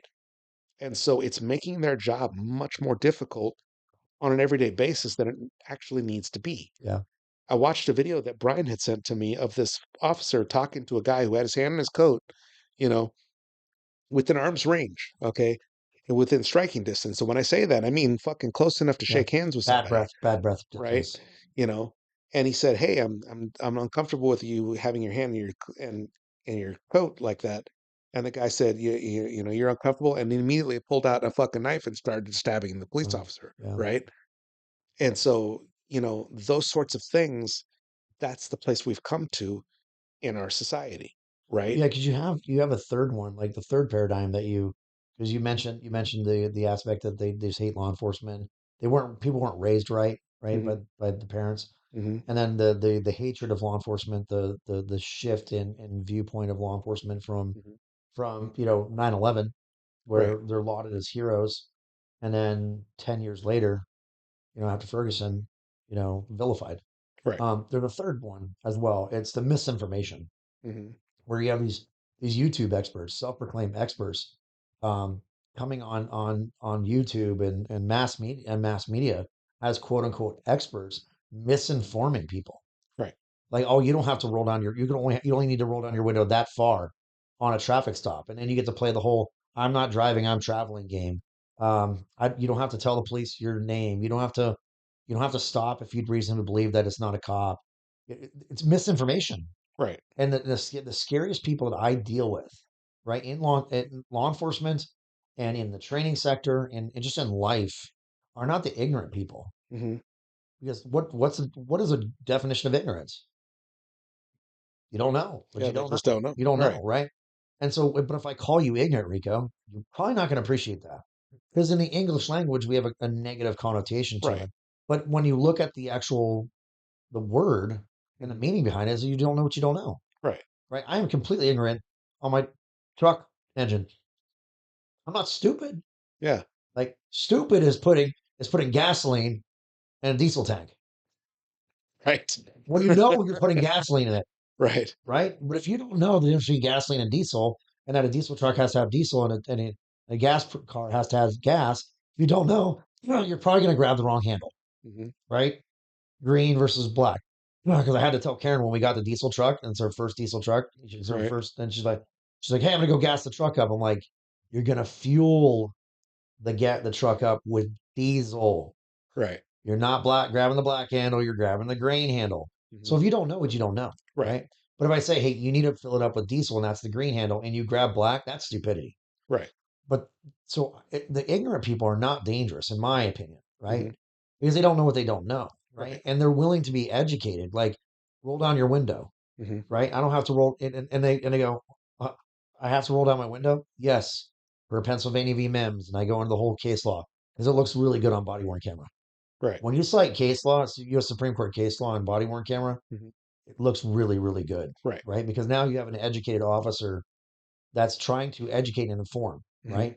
It's the same thing on the range, right? If somebody does something unsafe, you should probably presume that they didn't know better. Right. Instead of, I see range officers yelling and screaming at people Right. and demeaning them. They didn't willfully, they probably did not willfully do something unsafe. Right. They did something unsafe because they didn't know any better. Hmm. So, what is it an opportunity to do? To educate. Educate. Hmm. But you cannot educate somebody if you're yelling and screaming at them because you have no buy in at that point, Right. right? And there's no reason for it. Hmm. Now, as I tell my range officers, as I tell my range officers, I say, you can correct behaviors. What you cannot correct and you should not correct is attitudes. Hmm. So you're on a range and somebody does something unsafe and you try to correct them and educate them and they give you attitude. What's probably your best course of action? Pack your stuff up, have a good day, and be respectful. Hmm. Pack your stuff up. You're no longer welcome here. Have a good day. I'm not leaving. Okay, so now you're trespassing. See Right. how there's no feelings anymore. Right. You're not hurting my feelings. Hmm. I'm telling you what's going to happen, Yeah. and there's no feelings about it. Hmm. And you're now being informed because you've been misinformed in your head. Right. And so now I'm going to properly inform you. The and the same thing with law enforcement. We have all these keyboard warriors, these keyboard commandos. They're saying these are your rights, these are your rights, these are your rights. Heard it all the time. I know my rights. I'm like, you're about to be educating them in the Yeah. most expensive manner possible. Right. Right. And they go, I don't agree with you. I'm like, I don't care. Right. You're gonna have your day in court, Hmm. and I'm gonna smash you like the bug that you are. Hmm. Not because I'm some vindictive guy. Right. It's because I have the law and the facts and circumstances of what actually occurred on my side, not Right. feelings, Right. right? And your version of the truth. That's why I don't like truth. I hate the Hmm. word truth because Right. truth is subjective. Facts are facts, Right. right? That's why I deal in facts, Hmm. right? That's why your company, that's how you develop, going back to the training, that's how you develop a legally defensible training. Hmm. You base everything on quantifiable data and facts. And it has to be obviously generally acceptable quantifiable data. But at the end of the day, it has to you have to deal with that. So the misinformed people are the ones are the dangerous ones because they're going out and spewing that message. Hmm. And who is the average citizen to challenge that information from that person that is in a position of authority, Hmm. right? Whether it's real or not, Right. it's Perceived authority. perceived authority, right? Right. I have a million YouTube followers, so now I'm an authority on this, Hmm. dude. No, Right. and I see it, and my concealed carry class. A lot of that class, a lot of what I'm teaching now, is actually dispelling myths. Hmm. Like, oh, AR-15 stands for assault rifle. Nope. No, it doesn't. Oh, is that your opinion? No, I can pull the patents up right now. Right. Armor light rifle model 15. There it is. Well, I've been told my whole life. I'm like, well, you've been misinformed your entire life, right? Yeah. Well, if you were told your whole life that the fucking sun rises in the west, Correct. guess what? Correct. You ain't first, your last. Damn, I was high when I said that, Bobby. You know. Right? It's like, and I don't have any feeling. I don't have any feeling attached to that, right? Right. Like, I don't get upset when I hear, I had yesterday, I had one of the students. I actually asked them in the beginning of the class, what does AR and AR-15 stand for? And I had one of them say assault rifle. Hmm. And I didn't get upset, right? If Right. somebody calls a ammunition feeding device a clip instead of a magazine, I don't get upset about it Right. because why? I get so upset when I hear that. Why? They don't Yeah. know. Yeah. They either don't know or they've been misinformed. Misinformed. Right. And once you are willing to provide that information, Hmm. right? Usually do it in a way that they solicit your information and not unsolicited advice. Right. Because sometimes you offer that unsolicited advice, you're like, I didn't ask for your opinion on this matter. That's Right. another thing that's really getting people wrapped around the axle Hmm. is people are offering their opinions. And you just want to look at them and go, I didn't, not only was your opinion not wanted, Right. it's definitely unwelcome now, Yes. right? So how about this? Just keep it to yourself. Hmm. Like you're spending this much time on Facebook and YouTube and commenting on somebody. Hmm. I tell people, just keep scrolling, just keep scrolling, just keep scrolling. Right. Why? Like, Hmm. there's no point. Hmm. Like, I posted a photo I got Camille, my daughter, Hmm. a Smith and Wesson M&P 1522. So it looks Right. like an AR-15, but it Does. shoots 22 Yes. long rifle. Hmm. Put a suppressor on it, and I put a red dot on it. She loves that gun. Right. So I took a picture of that with the USCCA AR-15 fundamentals book. Really Hmm. good book on learning AR-15s, right? Hmm. And then a box of ammo. And I posted on social media on Facebook on a local like a local what is it group local group. Holy crap! The firestorm. Oh my God! You're arming children with an AR-15. It's not even an AR-15. Right. It's a 22. But like, and Karen's like, and I just keep thumbs upping people, Yeah. right? Yeah. And Karen's like, why are you even giving them a thumbs up? Like, because it's helping the algorithm. Right. Like, babe, let's do a little. I said, let's do a social media thing. And Right. I'm like, what? Just keep Mhm. scrolling.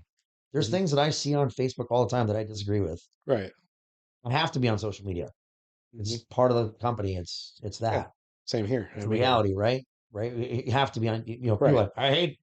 I'm going to go into business and I'm not going to use social media. I'm like, ooh, Good luck with that. good Hmm. luck, man. Right? I mean, Hmm. if you want to try it, try it. Yeah. But no, it's just, and that's the big thing that I'm seeing is, yeah, they're raised. There's a portion, I think a small portion that are Hmm. raised that the police are bad, and there's really nothing we can do Hmm. to um to change that. I mean, Yeah. that's a generational like hate, Hmm. right? And then you have the people that were just weren't raised right. That's not going to change. Hmm. That's just not going to change. They're just bad, just bad. Hmm. It's weird because I have a couple of friends of mine that are dealing with some their children there, and I get the phone call like, "Hey, legally, what can I?" I don't give legal advice, but it's like, "Hey, have you experienced this as a cop? Right? Hmm. How have you navigated this as a cop with children?" Because Hmm. I see good parents with shitty kids, Right. right?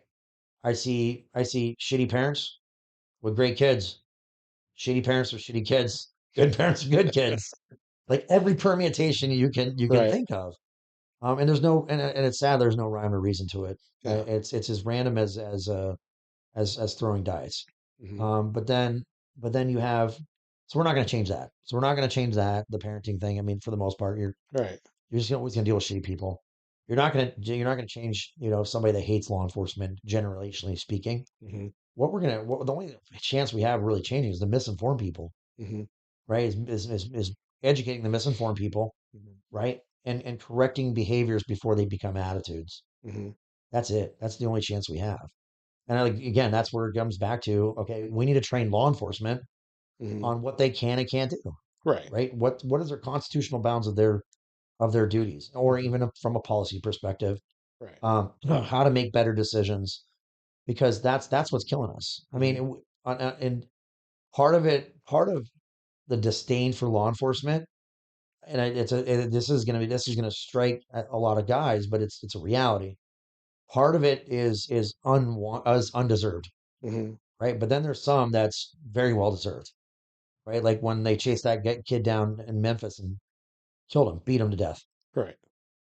completely, completely unacceptable, Right. right? Taser, taser, taser, Right. shoots the guy, completely unacceptable. Hmm. I'm not here to protect dirty or bad cops or people making bad decisions. But if they do the right thing and an accident happens, that's an Hmm. accident, Right.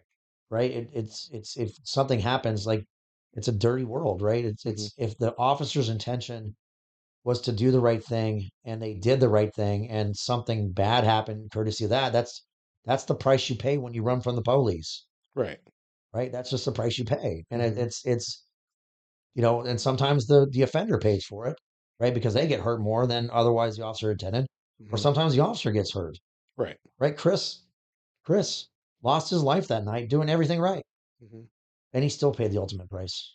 Right. Right. And Camille hit me with something just it was about 6 months ago. She looked at my wristband I've worn it for numerous years. And she goes, Dad, she's so smart. I mean, you've met Camille. She's friggin' smart, Right. wicked smart.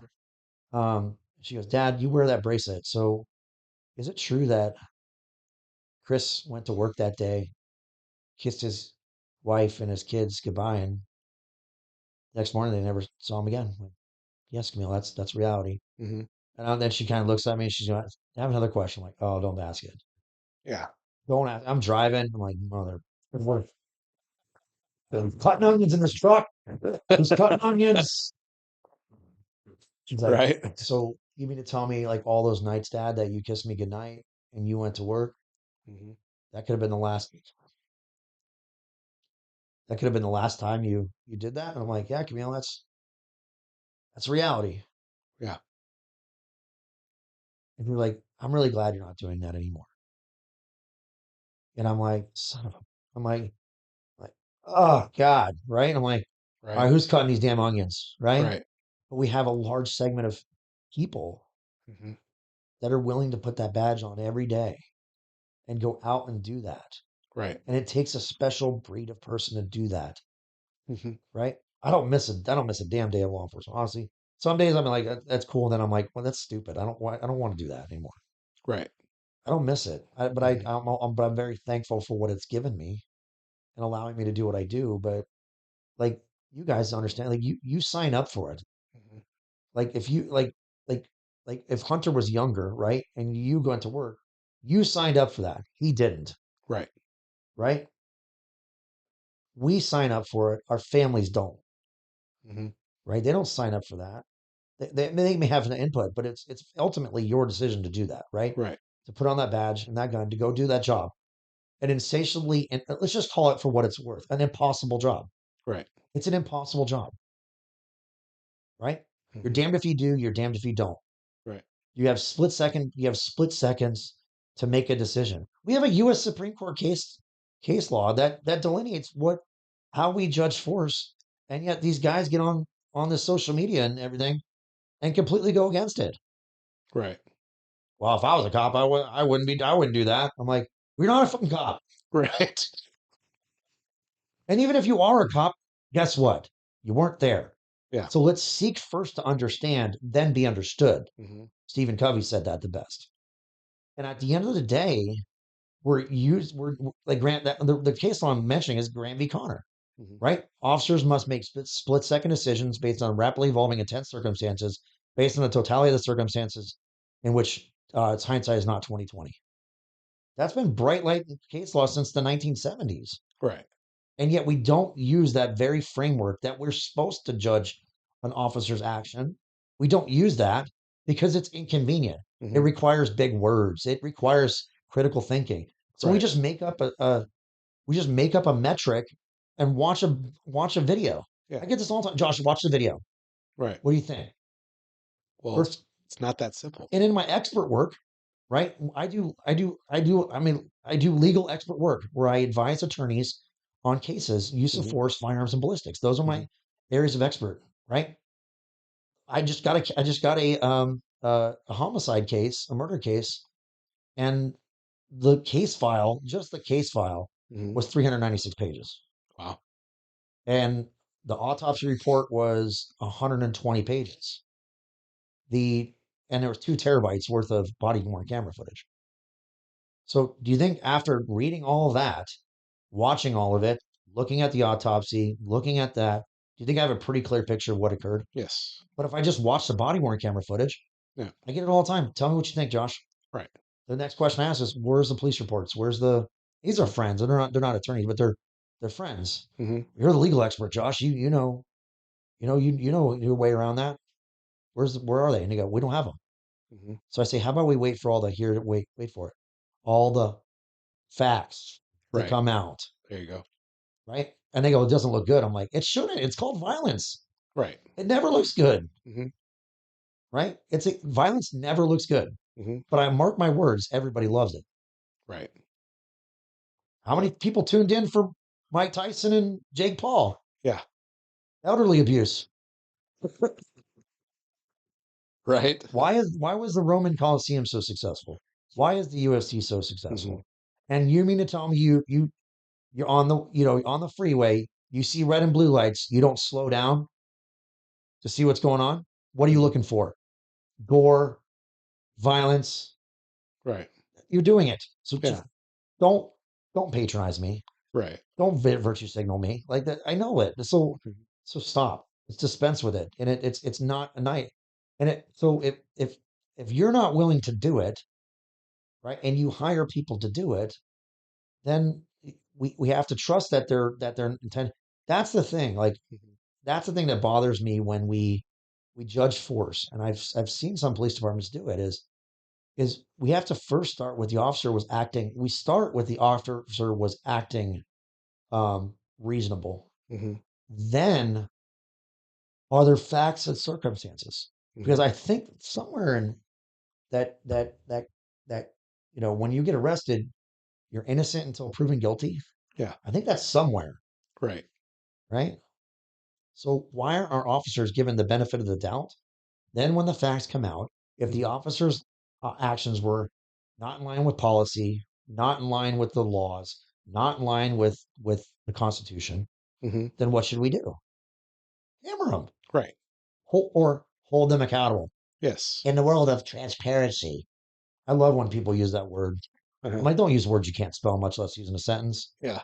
Like, don't it's don't if you want to truly use transparency, tell me Mhm. and show it and do it, Right. but don't use the word.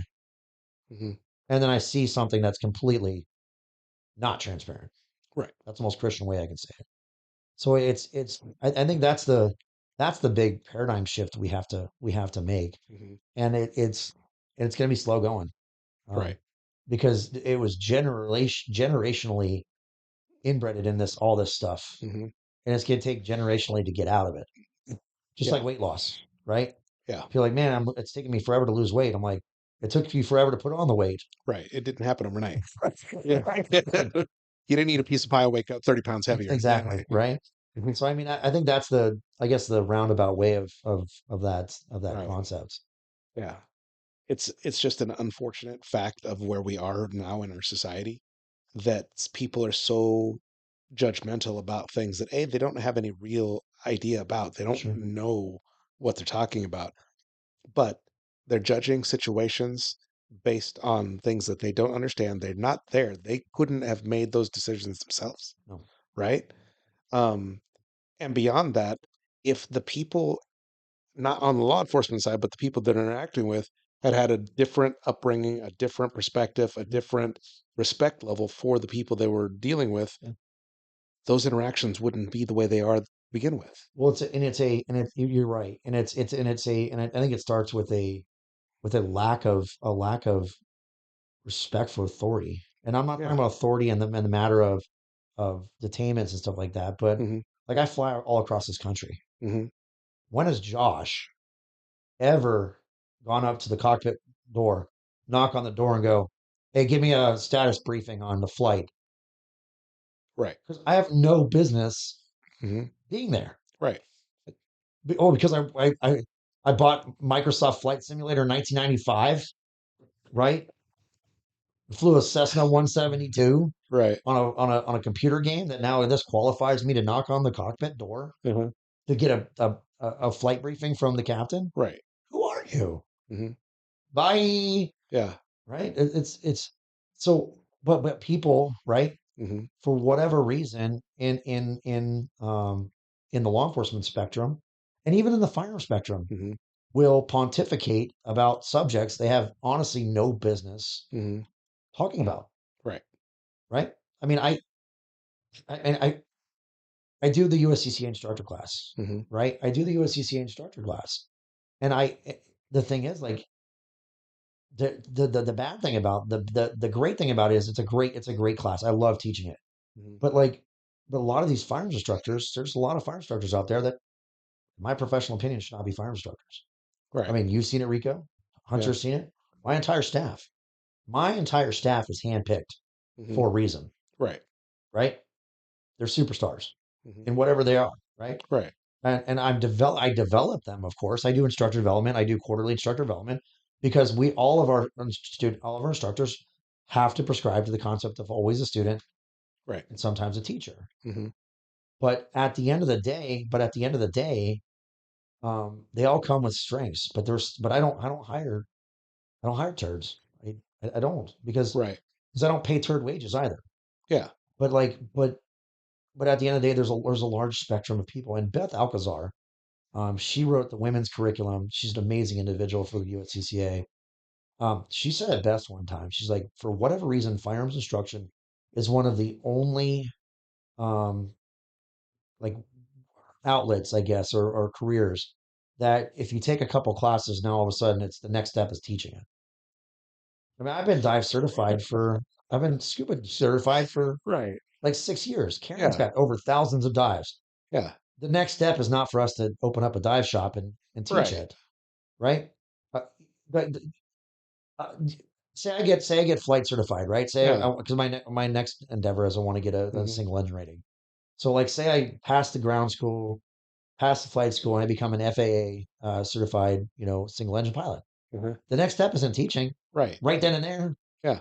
right? It's I have to get flight hours and I have to fly specific flights and do all that, and I have to show some level of competency Right. to become a flight instructor. Uh-huh. Fire instructors, for the most part, fire instructor. Hmm. I was in the military. Like Hunter, how much pistol training did you receive in the military? Three? No, zero, zero, zero. Right? Not even a little bit. Right? Well, I was in the military, so I can teach pistol. Yeah. No. You've not even taken a pistol class. Right. So like and I've had this where people are like, I want to be an instructor. Okay. Hmm. And I'm not asking for credentials. Hmm. Like my instructors have insane credentials, right? But first and foremost, I look for a person as an instructor, right, for my company, and even preferably, but all the USCCA instructors I certify, Hmm. not all of them work for me, Right. right? Hmm. I get to pick Right. the leader. Like Jody Hmm. was in my instructor class. I never knew who it was. I Yeah. thought it was a girl Right. when I saw him on there. When I saw the name on the list, it's And like, I'm like, Mark, and he goes, no, Jody. I'm like, I'm an asshole.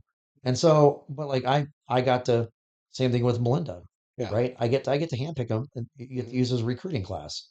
That's not my purpose. I do it, but Right. if I see a diamond, you Right. know, why not Yeah. pluck it out of the dirt? So here again, I'm gonna compliment you, whether you like it or not, Well, that you have done an extraordinary job of bringing together people that are not only capable, but are very intelligent, very uh, good at communicating and doing things that are above and beyond what just an average person could do.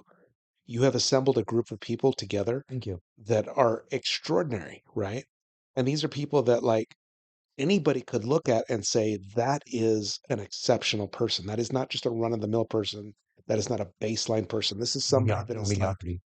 above and beyond, you know, and you have done that not just because you wanted to make your company successful, because you recognize that these people are truly exceptional and that they are going to benefit not just you, but the people that they interact with and Yeah. everybody down the line from there.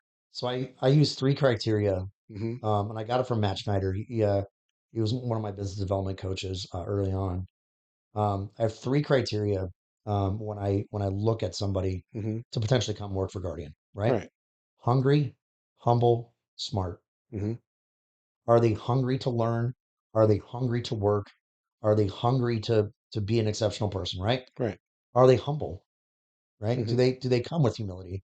Do they come with an open mind or a shut mind, Hmm. right? Are they always a student and sometimes a teacher, right? Because I call it my three R's of training: recent, Hmm. relevant, realistic, Right. right? So I may have an instructor that was a Green Beret in Vietnam and has never taken a class before. And if you're using the concepts in warfare, Hmm. right, what you learned in Vietnam or Afghanistan to where you are now, it's not realistic, it's not relevant, and Right. definitely ain't recent, Yeah. right? Because it's Vietnam. Like, and it's not to poo poo on his service. Right. Thank you. I appreciate that, Hmm. right? But to be an instructor, like when was the last class you attended as a student? Right. So hungry. They have to be humble, Hmm. right? Now, does it take a certain level of swagger to be an instructor? I think so. I have swagger. I know that. Right. Yeah. Right now, my swagger is definitely more swagger than a lot of other people, Right. right? John Daly's like, I love John Daly, like as the golfer. Hmm. Like he's overweight, he drinks, smokes, Yeah. and he can bomb that freaking ball down the fairway and nobody can talk smack about it, Right. right? So not like from he's maybe not the best professional, but it's like it's but when you meet John Daly, you know what you're getting. Right. You know what you're getting with John Daly. So Hmm. and then the last one you have to be smart, Hmm. right? And I'm not talking about IQ.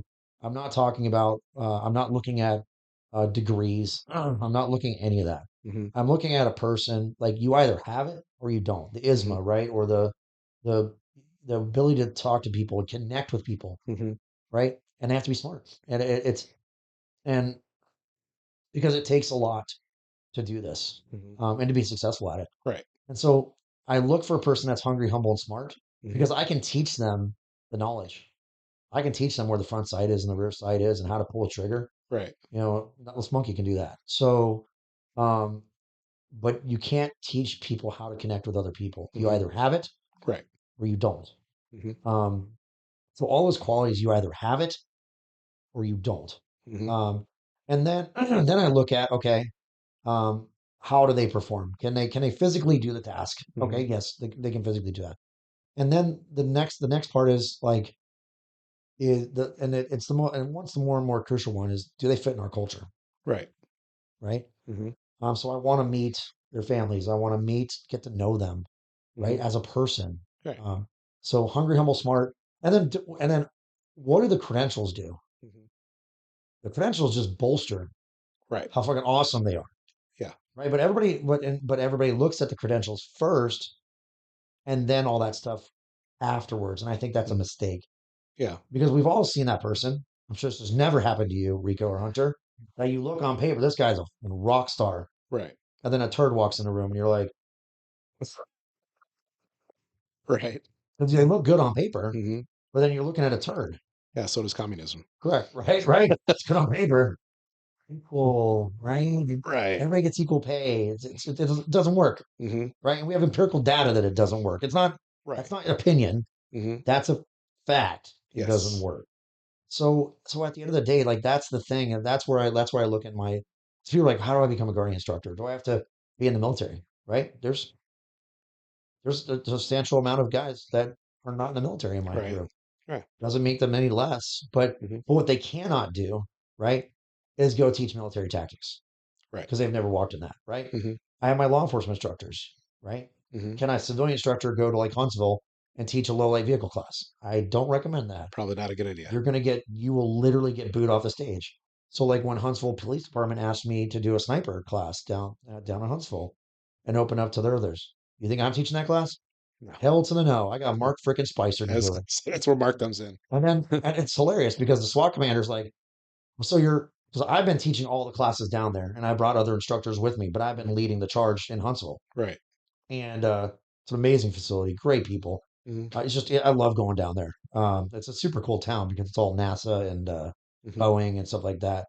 I love going down there. So I've been going down there doing pistol rifle training, and they said I need a sniper school. So I set up with Mark, and the SWAT commander calls me like, "Hey, I got to talk about something." I'm like, "What's up?" And he goes, "So I see your flyer. It's Mark Spicer guy. You're not teaching it." I'm like, "No, I'm not qualified to do that. I mean, I could probably teach it, but it ain't gonna be good. Right. And do what you do best. Outsource the rest." So Hmm. we brought Mark under the banner, and I'll tell you what happened when we met Mark. So he brought him under. And he's like, "Is he good?" So then when he asked that, I already posted on YouTube of Mark's interview with Laura Ingraham on Fox News Right. talking about assassination plot one in Yeah. Pennsylvania. So he's brought in and he's an expert. He was an expert witness in the DC sniper trials. Okay.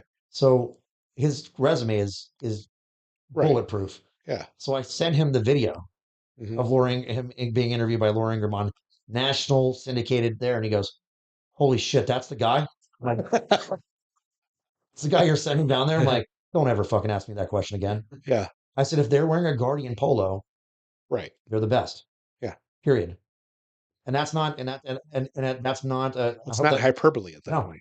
they're the best. They're the best at what they do. Mhm. And so some people ask me like, hey, Josh, hey, how do I buy one of those polos? Like, you don't. You don't. It's just like asking, how do you buy an authentic police uniform? Right. You don't. You don't buy a No, Green Beret. correct. Correct. You don't buy that. It's like it's an instructor uniform. Yeah. That's a uniform item. You earn that, Mhm. right? By being the best. And so he's like, so the SWAT commander like, holy shit. I'm like, don't ever ask that question again. Mhm. And I said, whoever I send down there, whether it's me or somebody else, they're just as good as me, if not better. Mhm. I said, now I'll come down there and I'll drink some whiskey, but I ain't teaching from class. Right. But then now I've got another class going on at the same time.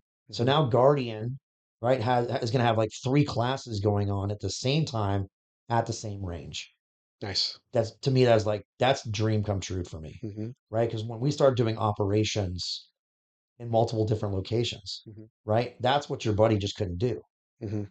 right? Because he didn't have a team, he didn't have a vision to go, how do I step out of having, because once somebody told me this, do you want to be rich or do you want to be king? Yeah. You can't have both. Mhm. Do you want control or do you want growth? Mhm. Because you can't have both. So which is it? Because if I'm rich, I can appoint myself king. Right. Like I'm the king of this place.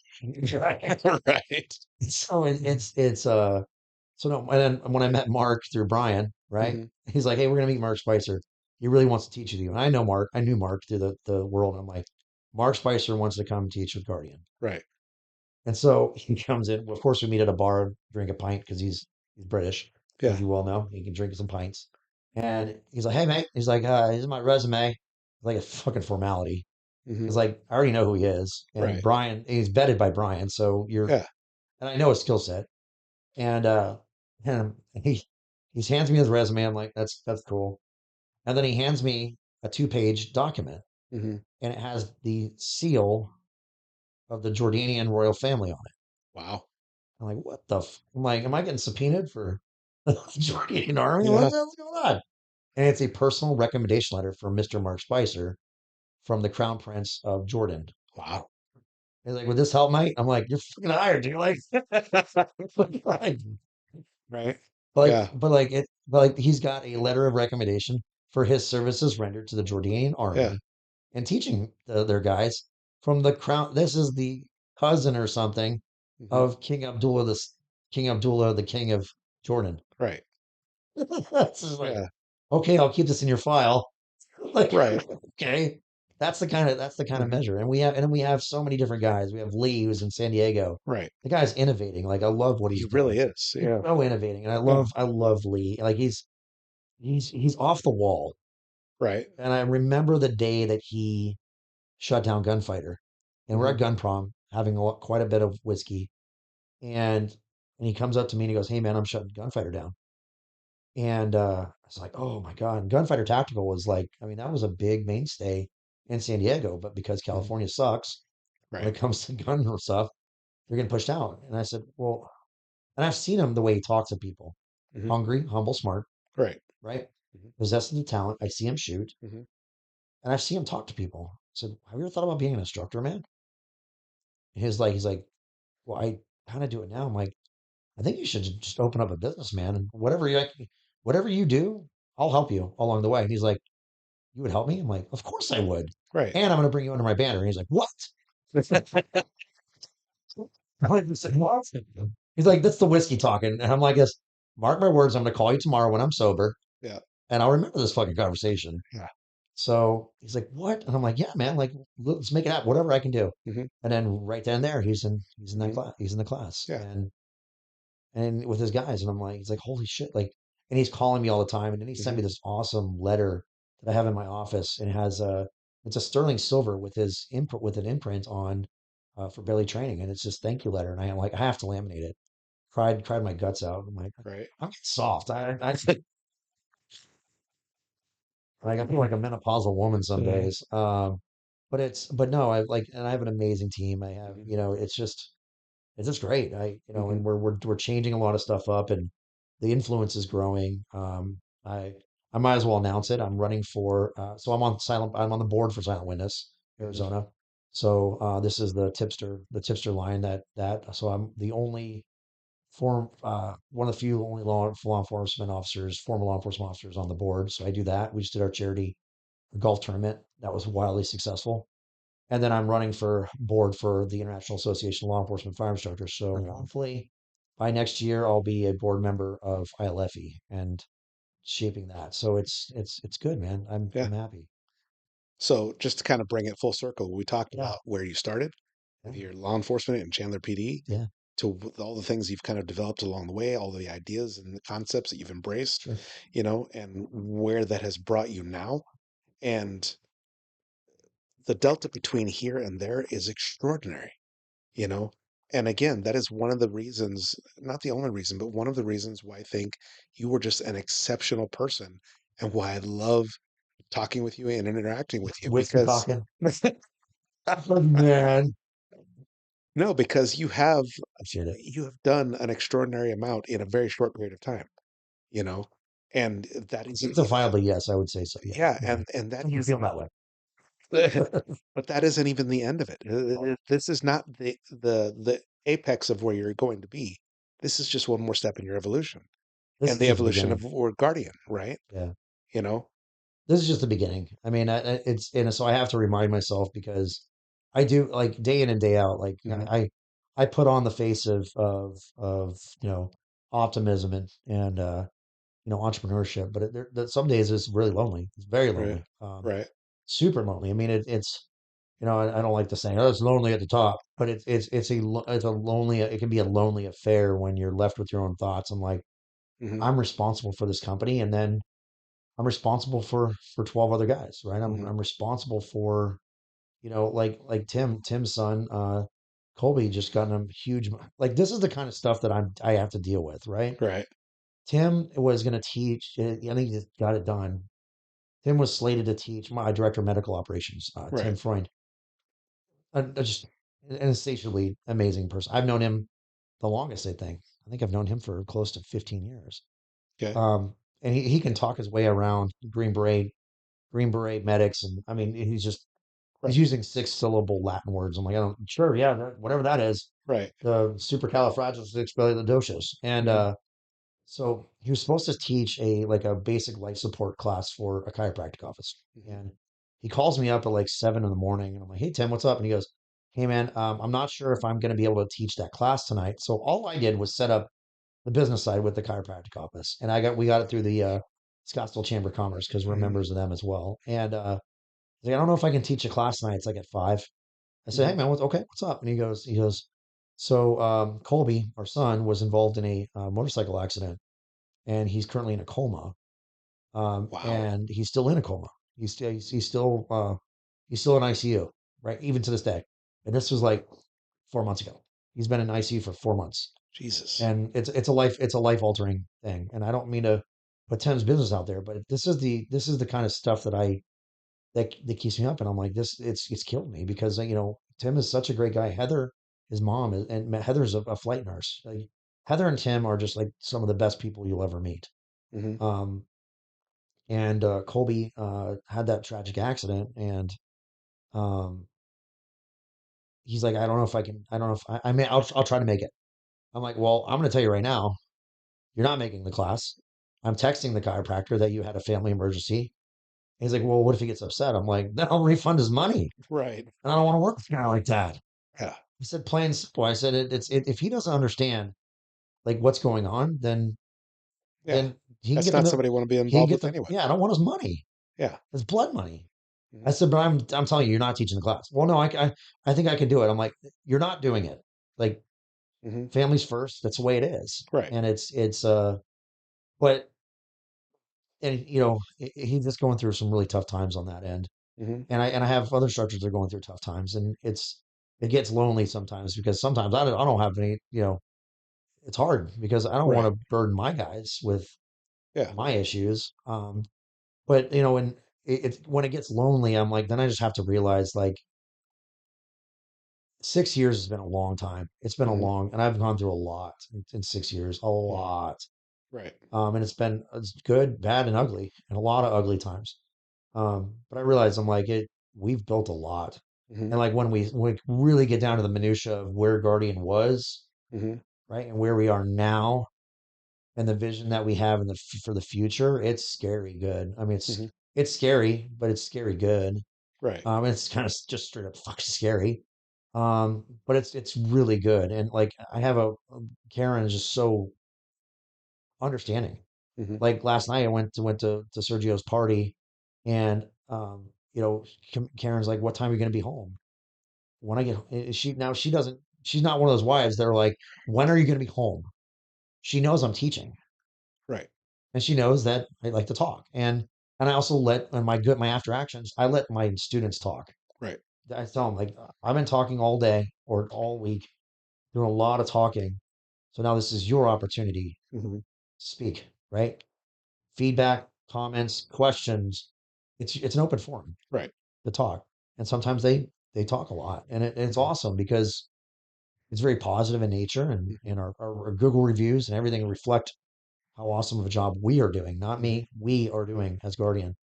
Um, but I have to really realize that how blessed I am to do what I absolutely love. I Hmm. really do. I love what I do. Yeah. As Karen says, are you going to go to Huntsville and play guns? Yep, I'm gonna go play guns, babe. I literally get to Yeah. I get to play guns. Like Right. I literally get to do what kids dream to do. Hmm. Like I live sometimes I live in a freaking kid fantasy. Right. Like I want to be a dinosaur. I want to play with guns all day. I'm literally like Right. I get to do that, and Yeah. it we talked about it earlier. Like I get to see firsthand the impact that I make. That Hmm. personally I make. This is a personal thing with Josh, Hmm. but Guardian is that conveyance, right? Back to the entrepreneurship thing. So I get to be the entrepreneur that I am, and I get the fulfillment that I get, and the conveyance is Guardian, and then I get to fill my. I not only get to fill my guys internally, Hmm. right? My guys and fill their cups, and then but I also get to create new USCC instructors and hopefully replace those shitty instructors that are still out there that are helping the anti-gun Right. culture Right. when they say that our when these anti-gunners say we're a culture of Neanderthals, narcissists, knuckle draggers, right? Right. They think that we're that, and those instructors prove them right, Yeah.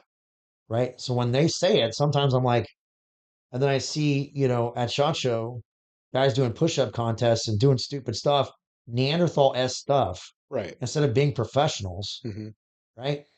And listen, I'm all about tying one on, but we got to do it in the right Yeah. in the right circumstances. And so, like, they say that there it is, and I have to say, I never say it out loud, but they're right. Yeah. They're right. Hmm. So hopefully, the USCC instructors that I'm creating, Hmm. right, will slowly replace them, Right. and then now we can generationally change the the the our standing Hmm. in our community, right? That we are an expertise driven career field. Right. But yes, it's fun, man. I love it. I just I can talk about it all day. Right.